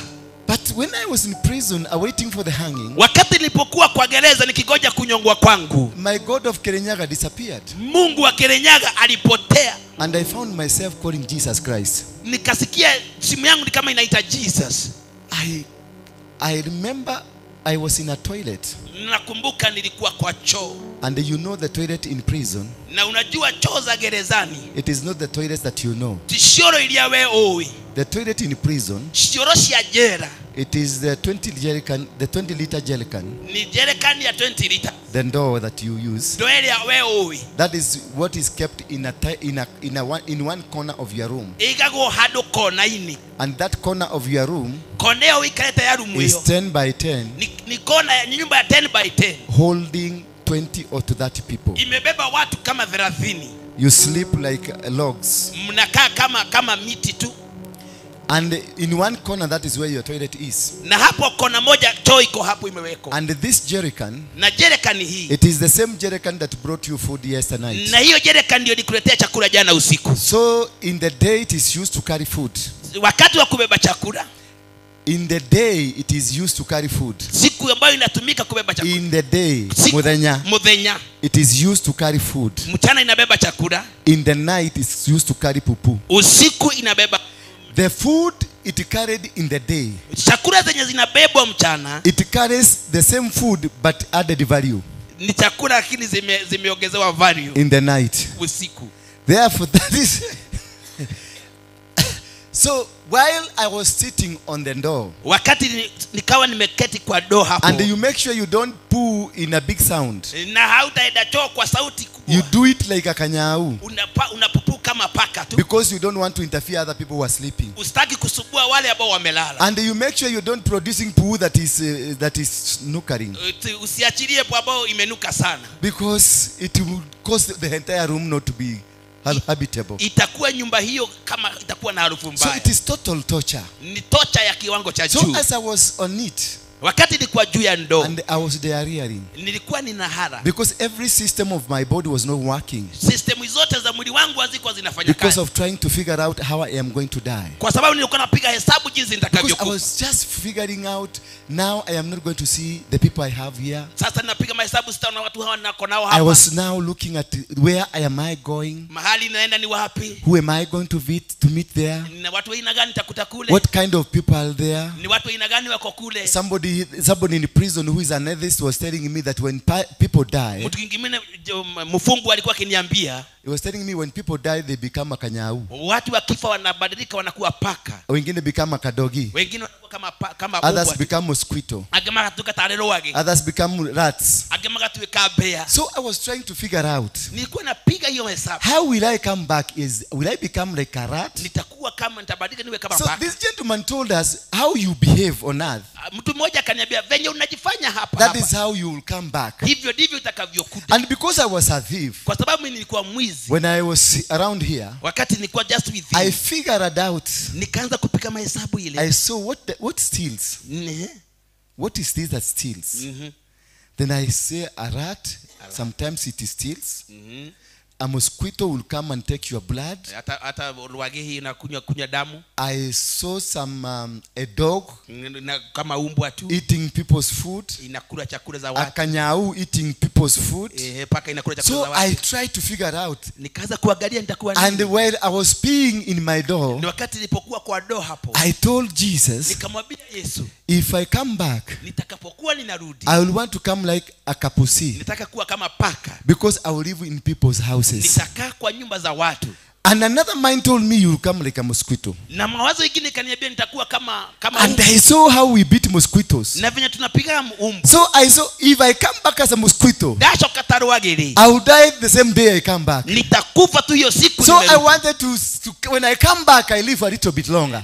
Nilikuwa natamani niishi kidogo. So I was asking Jesus, Nikaanza kuuliza Yesu, make me a kanyau. nifanye kama paka. And while I was peeing, Na nilipokuwa I saw myself a kanyau. nikajiona kama paka. And I did a sound. Meow. Nikatoa sauti kama paka.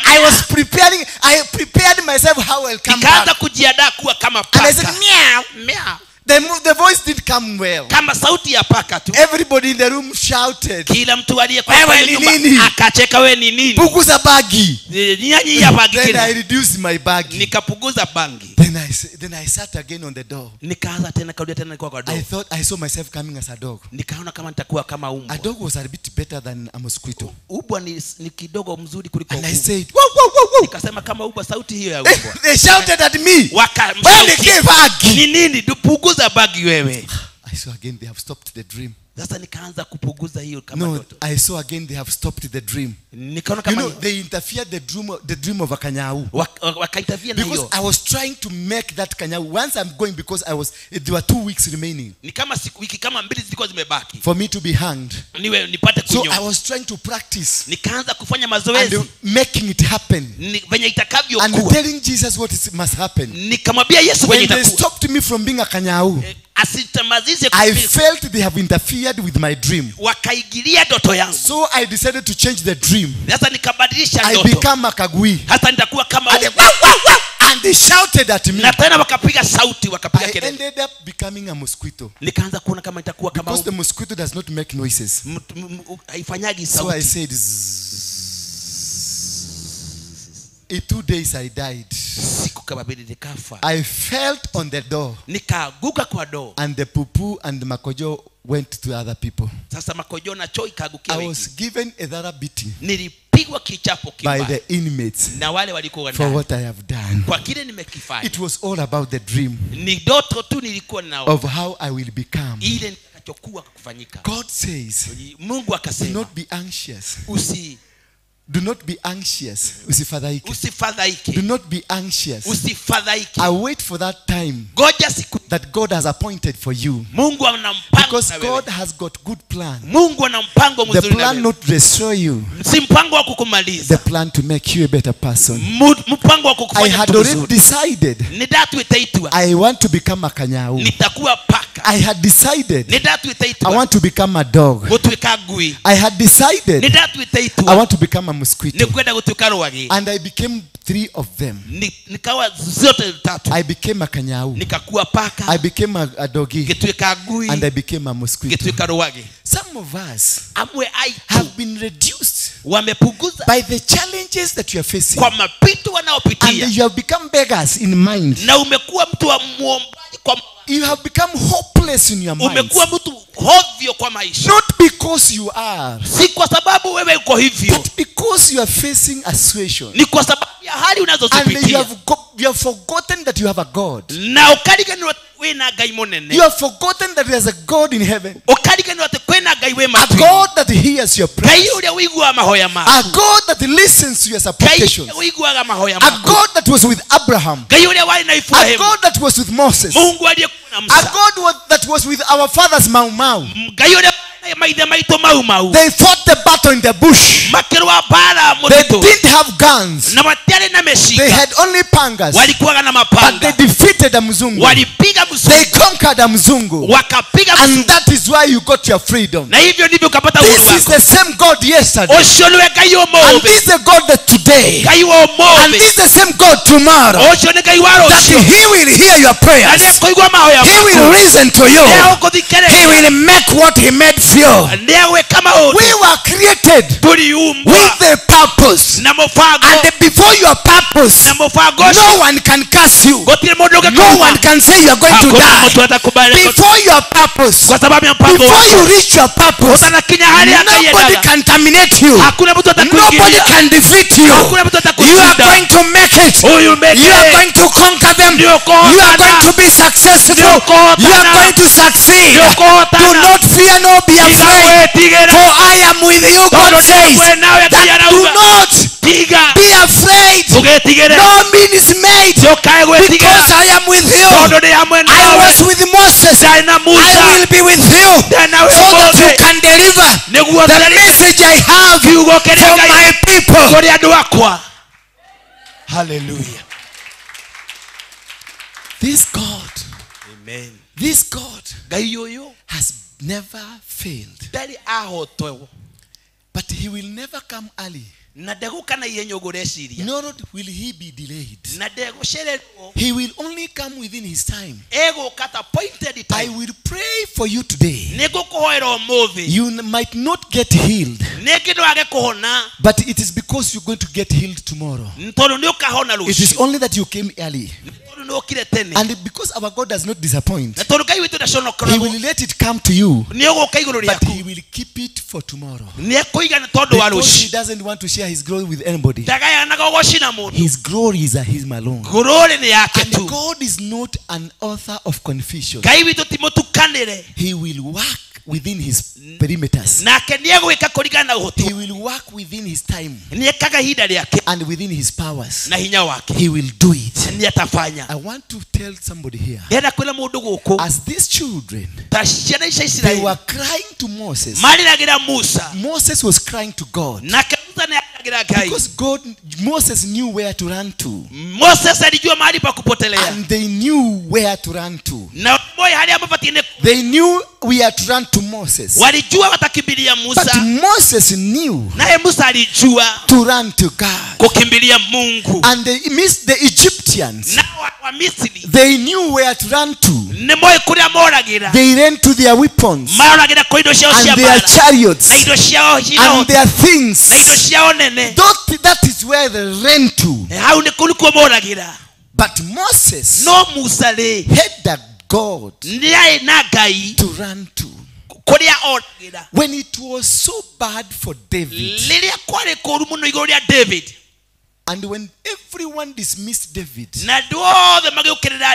because David was a rustic boy, just a boy that was from the grazing, a person supposed to live with cows and goats.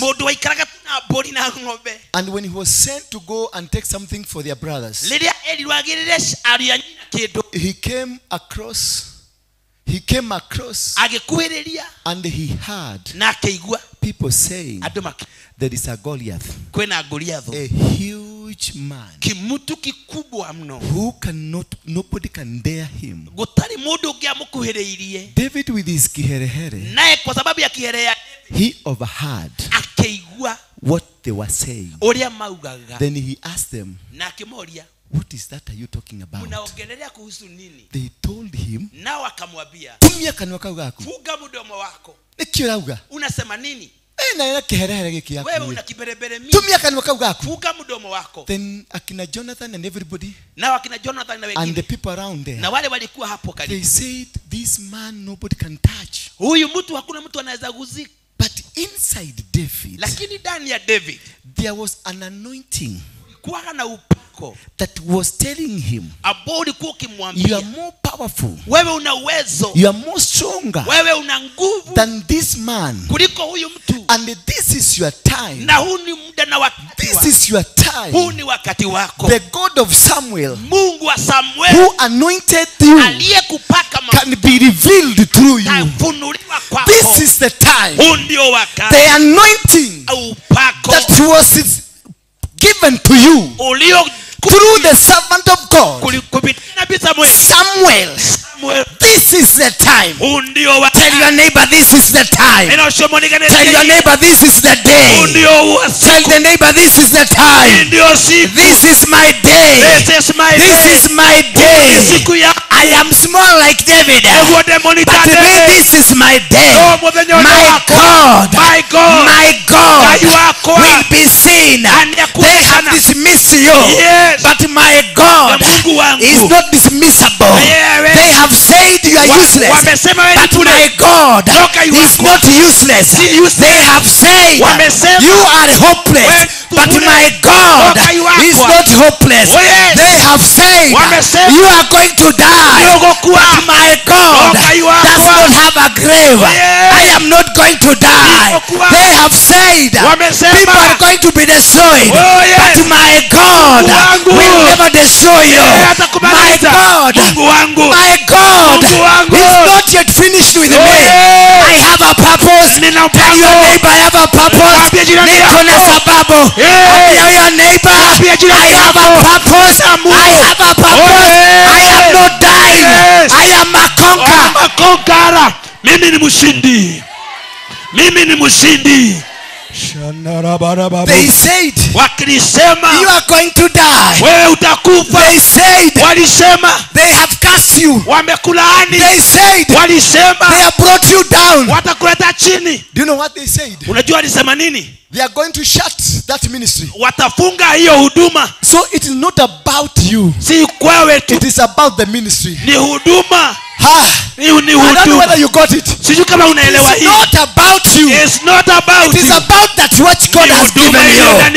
That is what is making them unhappy. That is why they want you to die, so that they can kill which is in you. That is why they took Jesus to the cross, so that they can kill that which is in Jesus. But I want to tell you tonight, they are lost. They cannot see me. They are not going to see me, because I am a chosen nation. I am a chosen race. I am wonderful. I am created with a purpose. Mpango wa Mungu. You may be seated. Sit down. Keni Sit chini. down. Keni chini. Sijaanza. Sijaanza diabetes. I'm starting. Ni kwanza ninaanza. I'm telling you, I was organizing my ministry. Napanga huduma yangu. I was organizing my ministry. Nilikuwa napanga huduma yangu. And this ministry, na huduma hii I was given it when I was to be hanged. Nilipewa huduma hii wakati nilipokuwa ninanyongwa. The judge mwenyewe of the Republic of Kenya, ambaye ni mataifa la Kenya, declared that I'm going to be hanged until die. Akasema nitanyongwa. We requested the president, tukauliza hata president mwenyewe, at the power of mercy, kwa huruma za the power of mercy, na nitodo ishio dasi yake. The president has the power of mercy, and he will say that, set that person free. Akasema mtu aachiliwe. No, he will say, atasema release that person, huyo mtu aachiliwe, or put that person to life sentence, mfunge maisha, or arrest, put him under a sentence of years, ama mfunge kwa miaka kiwango. But the president then Moi, naye president Moi, refused, and they said the man has to die. Akasema mtu anapaswa kufa. But I remember one day Mr. Njuguna came. Naye nakumbuka siku moja mtu anaitwa Jogona akaja. Jogona is the hangman. Jogona ni muuaji, the one who kills people in prison. Ambaye anaua watu, kunyonga watu and gerezani. he came to prepare me. Na akaja kunitayarisha. 3 days before the hanging, siku kama 3 baada ya hiyo siku ya kunyongwa, they came and prepared me. Na akaja na akanitayarisha. And he told me, you're going to die. Na akaniambia Dora, ujipange sababu unakufa. 3 days from today you're going to die. Siku kama 3 zinakuja utakufa. I told you, Mr. Njuguna. Na nikamwambia Jogona, sikiza. We ng'ombe. Wewe ni ng'ombe tu. We gui. Wewe ni ubwa tu takataka. We shaitani. Wewe ni shetani. Digokua. Sitafa. Celebrate Jesus. Mpigieni Bwana makofi mazuri. Remember the time I was worshiping the God of the mountain. Wakati nilipokuwa ninamwabudu Mungu wa mlima. I was not with Jesus. Sikuwa na Yesu. And after 2 days, na baada ya siku 2, the Catholic father came. Father wa Catholic akaja. He prepared me. Akaniandaa. And he did and gave me the sacrament. Akanipatia sakramenti. The final one. Ile ya mwisho. He went. Na akaenda. Mr. Kimani came. Naye Mr. Kimani akaja baadaye. He's from the Protestant church. Naye ni hizi makanisa tu. He came and prayed. Na akaja na akaniombea. My final prayer. Maombi ya mwisho. All these people, hawa watu wote, in the Bible as I read them, kwa Bible naposoma kuwahusu, they are supposed to bring life. Walipaswa kulete uhai na uzima. They are supposed to bring hope. Walikuwa walete hope. But they came and gave me the final sacrament. Walikuja kunipatia sakramenti ya mwisho. And the final prayer. Na maombi ya mwisho. Then the final man came. Na mtu wa mwisho akaja. The sheikh.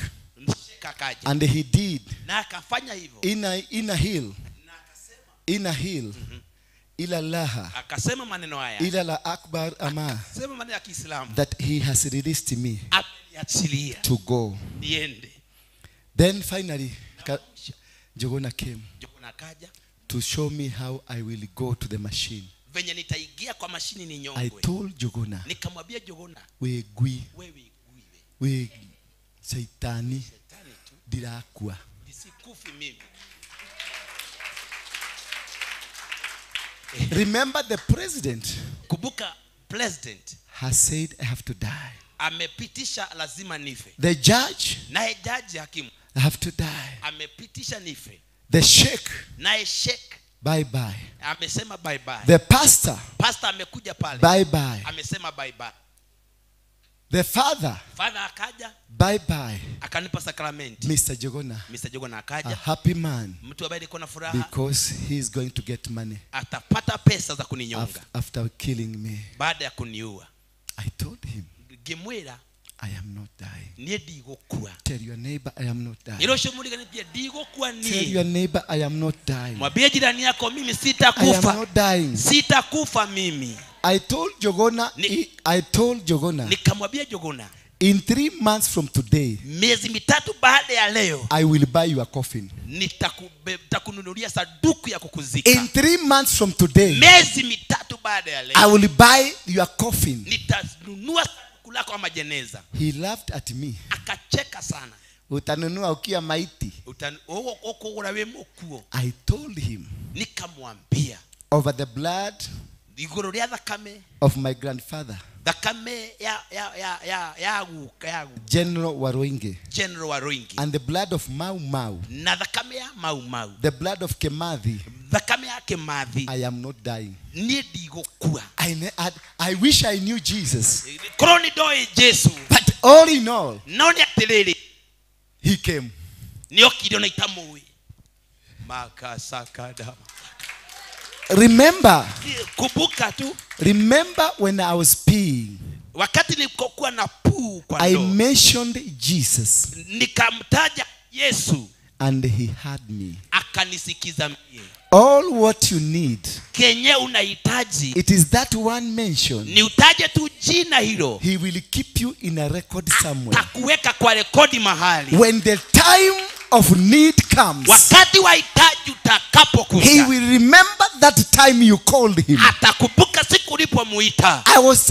I climbed up there. Nilipokuwa nalia kule juu, As I climbed nilipoinuliwa juu to the machine, mashini ile, I stood at the machine. nikasimama kwa mashini, I remembered again, nikakumbuka tena, and I told Jesus, nigira Yesu, save me. honokia Yesu moyo wangu. Inside, Ndani ya moyo wangu, I say, Jesus, gira Yesu, save me. honokia.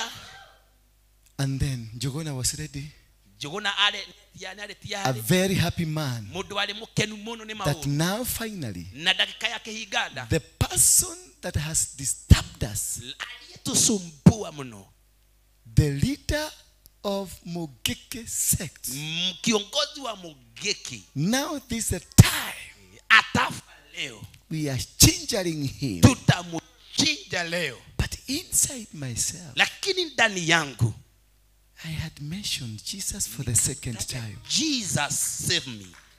And I told Jesus, Nagira Yesu, I might not know you, no korodi koe Yesu, but save me. no kia tu ndaguthaitha.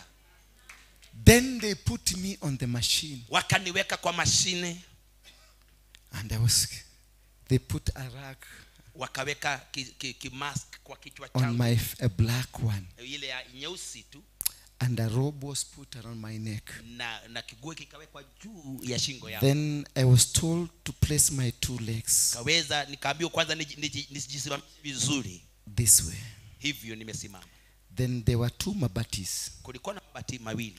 And these mabatis, when they press a button, Mabati ilipowekwa button, will just drop down inside. nitagushwa tu ndani ya ile mabati. The 2 mabatis will drop inside this way. Mabati itagushwa tu namna hiyo. Then I will sleep. Nitalala. Then the robe will hold me. Na ile kifungo kitanishika kwa koo. Jogona was down there. Jogona akiwa kule chini. And the head of prison was down there to sign. Na kiongozi wa prison yuko pale ndio aweke sahihi. And to do everything Na kuweka sahihi za kila aina. that I've gone. Ya kwamba nimeenda. Then a judge is there Na jaji alikuwa pale. to witness Kuwa kama shahidi. the man has gone. Mtu huyu ameenda. Then they counted 9, 10, 9, 8, 7, 0. Wakahesabu hivyo. Then they pressed. Wakabless bala moja. Instead of a machine dropping the mabatis, Badala ya mashini iangushe mabati, the machine came up. mashini juu. Celebrate Jesus. And that is the end. Huo ndio ulifanyika mwisho. And that is the end of the conviction. Hivyo ndivyo ikawa mwisho wa haya The Lord matanga. does not allow them to redo it again. Mungu hata ruhusu And you are set free immediately. na umewekwa huru. I came down. Nikaja chini. I met Mr. Jogona. Nikamuita A Jogona. dejected person. Yule aliyekuwa A disappointed person. disappointed He person. cried as he saw me walking. Akalia aliponiona. I want to tell you tonight, Nataka nikwambie those leo, who wish you to die, wale wanataka they are going ufe, to be dejected. watakuwa They are going dejected. to be disappointed. Watakuwa They are going disappointed. to go down. Oh, They are going to see you as you watakuona. are lifted up. They are Unapoinuliwa. going to see you Watakuona. as you become the Utakapokuwa purpose of God. mtu wa As you Mungu. become the Utakapokuja vessel of God. kile cha As you Mungu. become Utakapokuona mlango wa Mungu. Hallelujah. Tell them. Waambie tu. Tell them. Waambie With their chariots. na magari zao. Look here. Look here. Angalia hapa. I don't know you can see it. Angalia hapa. This is the Jordan. Hii ni Jordan pande hii. This is now the children of Israel here. Na hawa ni wana wa Israeli. And this is the Jordan. Na hii ni Jordan mbele yao. They have to vuka up the other side. Wanapaswa kuvuka ng'ambo nyingine. And behind them, Na kule nyuma ya the Egyptians, wale wa Misri they were much stronger, wako na uwezo, much well organized, wako organized, with battalions. wakiwa na They want wapiganaji, to kill them. wanataka kuja kuwaua. Then Moses Naye Musa was told by God, akaambiwa na Mungu, just lift. inua tu, Just lift. inua tu. I don't know whether you are getting me. Sijui kama unanielewa. Just lift. Inua tu, Don't do anything. tukekio doge. Just lift it up. Inua tu. Yes. Inua. Just Inua. lift. Inua tu, And inua. the water will separate. Na maji itagawanyika. Just lift. Inua tu. Just lift. Inua tu. Just lift. Inua tu. Just lift. Inua tu. Lift your Jesus. Yes. Lift your Jesus. Inua Yesu. Lift your Jesus. Inua Yesu. Lift your Jesus. Inua Yesu. Inua Yesu. He just lifted. Akainua, Then it hit a stone. akaguza tu maji. And the water Nao maji formed a wall.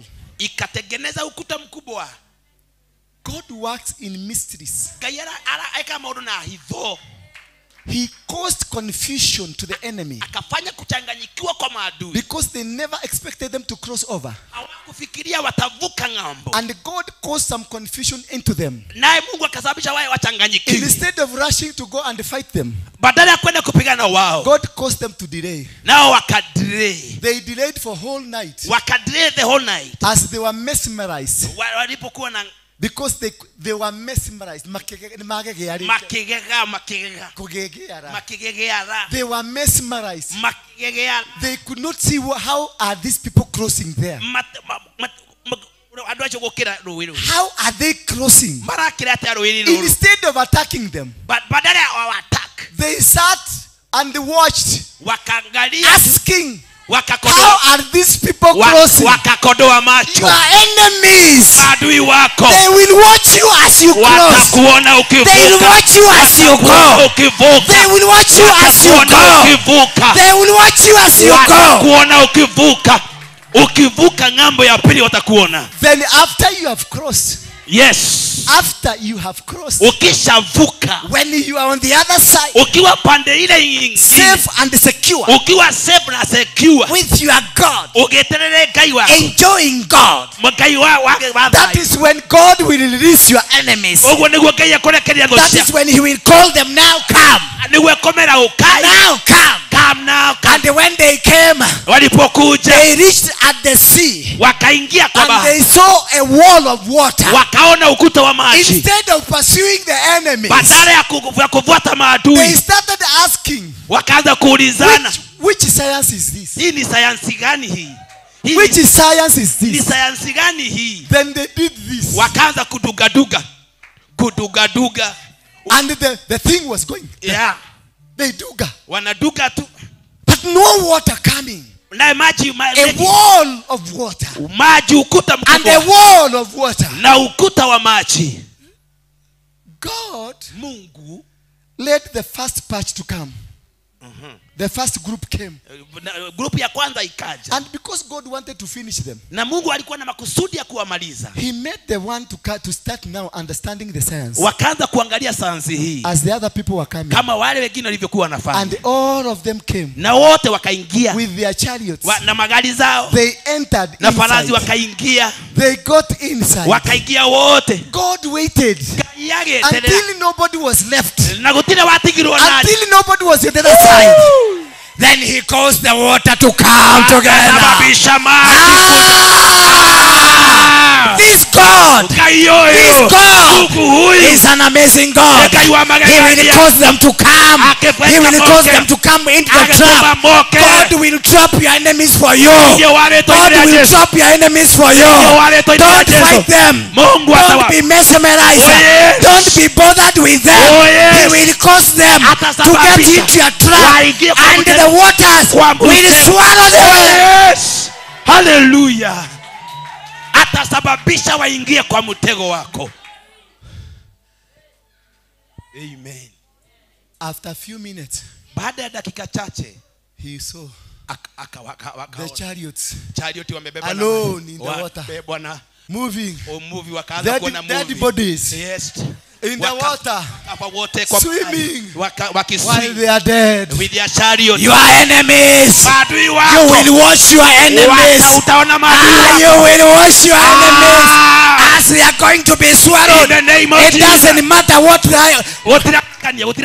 It doesn't matter how they call themselves.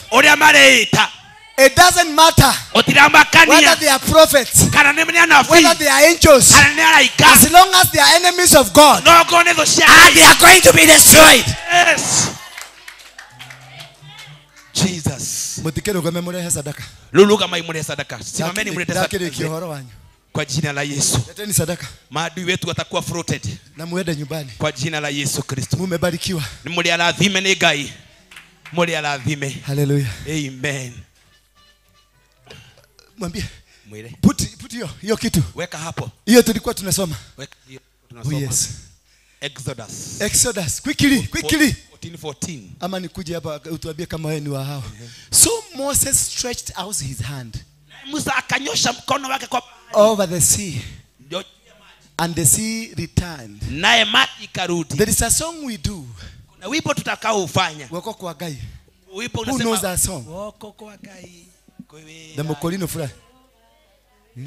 Yes. Wako kwa Jehova kwewera ine. Hallelujah. Weka hiyo tusikie. Weka hiyo tusikie kama mnajua. Quickly wacha kutulingia. Weka haraka. Yes. Simama na miguu yako. Amuka. Simama na miguu yako. Piga makofi.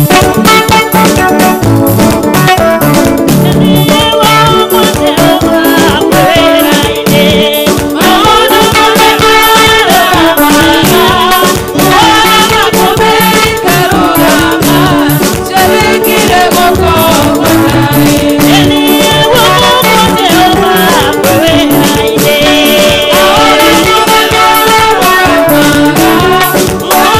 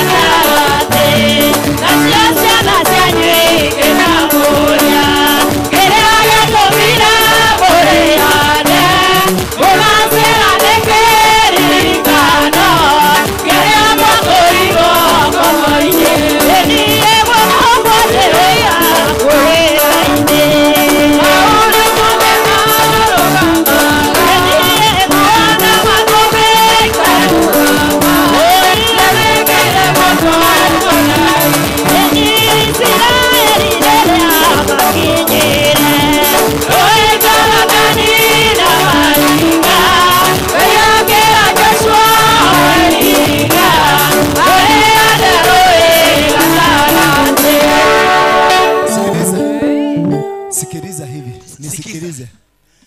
Hii Friday kesha. Friday hii ya kesha. Sema Friday. Friday no. Tunafanya ibada ya kuvuka. Amen. Tunafanya ibada ya nini? Ya kuvuka. Mungu amenipatia mudhegi. Yes. Ya kugonga hiyo jiwe. Oh yes. Ukikosa kukuja. Wagaguka. Ukikosa kuja. Utachekwa. Yes. Si mnajua ninaenda UK? Eh. Daddy kogero dhamaki. Yes. Woo! Hallelujah. Amen. So on Friday hii ni ibada ya kuvuka. Gakoro gotigithũkanio na Umisiri. Kuatanishwa na Umisiri. Uvuke. Uroge. Na siku hiyo ndio itakuwa chanzo cha maadui wako kuangamia. Oh yes. Hallelujah. Maadui wote. The Egyptians. Wa Misri wote. Ambao walikuwa wamemfuata. Walimezwa na mto. Na Friday ndio tunavuka moto. Ndio maadui uwashughulie wakimezwa na moto, wakimezwa na Mungu mwenyewe. Tulikuwa Murang'a, mtu anaitwa Yes. Huyo mzee sio muda moko akasema hatutafanya, akasema hatukafanya. Tukakuja hapa tukasema tumevuka mto, na yeye akamezwa. Maadui wote, maadui wako, haijalishi ni akina nani, those that have been fighting you, those that have been against you, those that have been against your marriage, those that have been against your business. Today I declare 7 days. I declare 7 days. Natangaza siku saba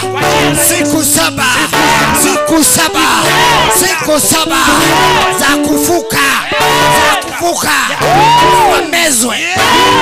wamezwe. After we have tukivuka, I will anoint you. And you will eat the sacrament. I will anoint you and then eat the sacrament and drink the wine. Takuletea Muratina. Amen. You will drink the altar wine. Mama Maria, Mama Maria, utulete altar wine. Wende wabie mofea kupatia. Hiyo haiko ya mofea. Haiko ya mofea. Nilikuwa huko Moscow. Na nikaenda mpaka pale Yesu alizungumzia Peter. Mahali kunaitwa St. Petersburg. Hauniho. Wakaiba wakapeleka Rome. Sahi lazima pope aondoke. This is the last pope. Oh yes. This is the last pope. Ni wa mwisho. This is the last election. This is the last pope. This is the what? Election. Na nyinyi wa Gikuyu. Na nyinyi wa Gikuyu. Mungu akiwaletea mtu mumwambie bye. Wacheni ujiga. Amen. Mutikage olimo. Wacheni hiyo mambo ya ujiga. Mutigeke. Doreke mundu okewe bye. Kamukamuona rigi. Eneke mwikaraga ate. Amen. Bwana Yesu asifiwe sana. Amen. Kwa hivyo on Friday hii. On Friday. This Friday. I wish I knew ningeweza kulala hapa. Ningetamani nianze kulala. Nisichelewe. Ndiko And those people watching us from abroad. Na wale wanatuona kule. Watu wa UK, watu wa wapi? UK. Pasaka tunakula na nyinyi, watu wa UK. Amen. Na mimi nakuja kukula pesa yangu. Yes. Unamoigwa? I'm coming there. I'm not coming to preach. Yes. I'm coming to eat my money. Yes. Yes. Amen. Ndirathi kuhunjia. Ni kuthikuria. Matikore magiciria atiriri. Mundu agahio kuria ku. Na mundu utari na kanyamu ga kuria Pasaka. Wewe UK. Look for me. Angalia mtume yako hapo. Yes. Okay, agogorera karaji. We are rich. Kenyans, we are rich. Sisi wa Kenya ni matajiri mno. Mudogo eto Kamengere atwira atia? Kamengere ametuambia nini? We are rich. We are rich. Start counting from today. Anza kuhesabu kuanzia leo. I am the owner mimi of the mwenyewe promise of God. kwa ahadi za Mungu. I eat the promises of God. Ninakula ahadi za Mungu. I am not a beggar. Mimi si And I will not beg. sitabega Because my God kwa sababu Mungu wangu liveth. anaishi. Bwana Yesu asifiwe sana. Mwadhani ya worship. For those who want to send their offering and Wale sacrifices wanataka kutuma sadaka zao na online people, online people, kuna tithe and offering. The pay bill number is 247247. The account number is 935-035. Amen. Thank you. God bless you. Amen. Sasa nataka tuinue mikono yetu juu. Hakuna iguru. Turudishie hiyo. Sijui anatoa kwa nini. Tuinue mikono yetu juu zote kwa jina Turudishie la hiyo. Yesu. Wacha kutoa. Tuko hapo. Tuende hiyo ingine next. This is how things are going to happen.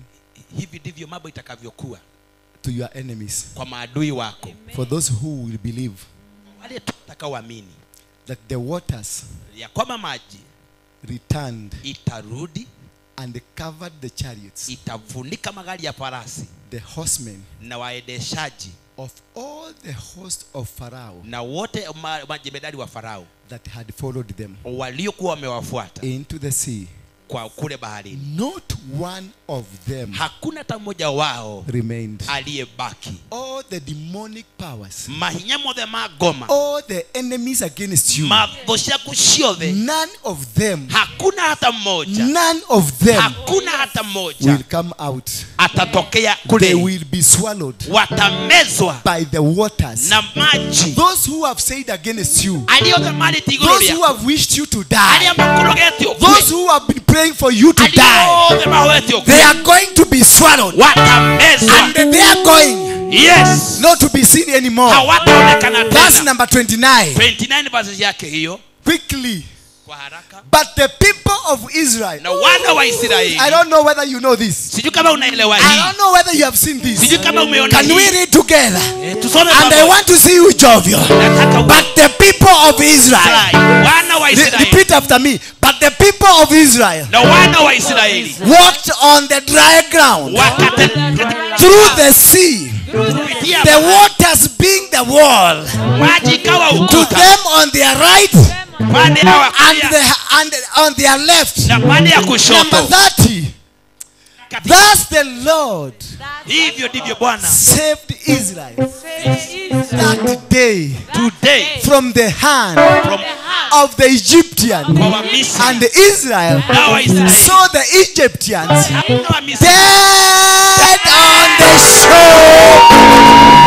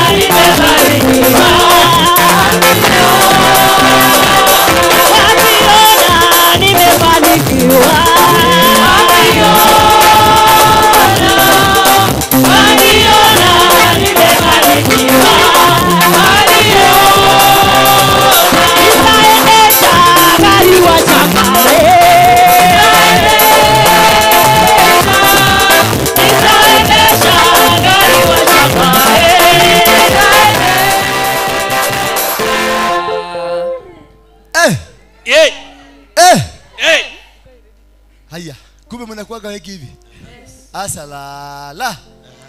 He's great. Bwana Yesu asifiwe sana. Amen. You are blessed. Wewe mradhime. Mungu wa mbinguni awabariki. Ya mradhime. Let's meet all of us here on Friday. We are going to make some declaration. Yes. Siku hiyo ndio Muthegi itakuja. Muthegi. Sema Muthegi. Muthegi ndio itakuja. Na siku hiyo mtaona kitu itafanyika, dunia yote itashangaa. Bwana Yesu asifiwe sana. Amen. Na itafanyika dunia mzima. Amen. Na watu wataona. Oh, yes. Sasa wewe ni shauri yako, wewe usitumalizie oxygen. Unapanua mdomo wako. Baka nasikia temperature zimebadilika hapa. And now may the grace of our Lord Jesus Christ and the love of God and the fellowship of the Holy Spirit be with us now and forevermore. Amen. Amen. And amen. Amen. May God bless you as we wait for the next service here, deliverance. For those who came for deliverance, please wait for me. Nitarudi hapa saa 10 kamili. Please, you can have your lunch somewhere. A cup of tea. Na kama unajua kununua lunch, hata mimi unimunibaie lunch. Sina, mnajua tu maisha yangu venye inakuaga. Muniletea tu nikule hapa. Nisikie niko na nguvu. I love you guys. I love you guys. We love Thank you you. May too God much. bless you. Amen. Thank you. Bethel Clouds TV, empowering lives.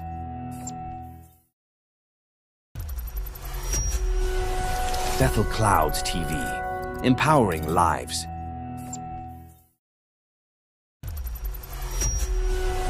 Bethel Clouds TV, empowering lives.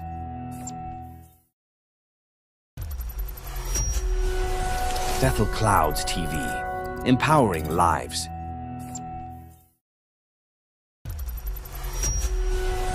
Bethel Clouds TV, empowering lives.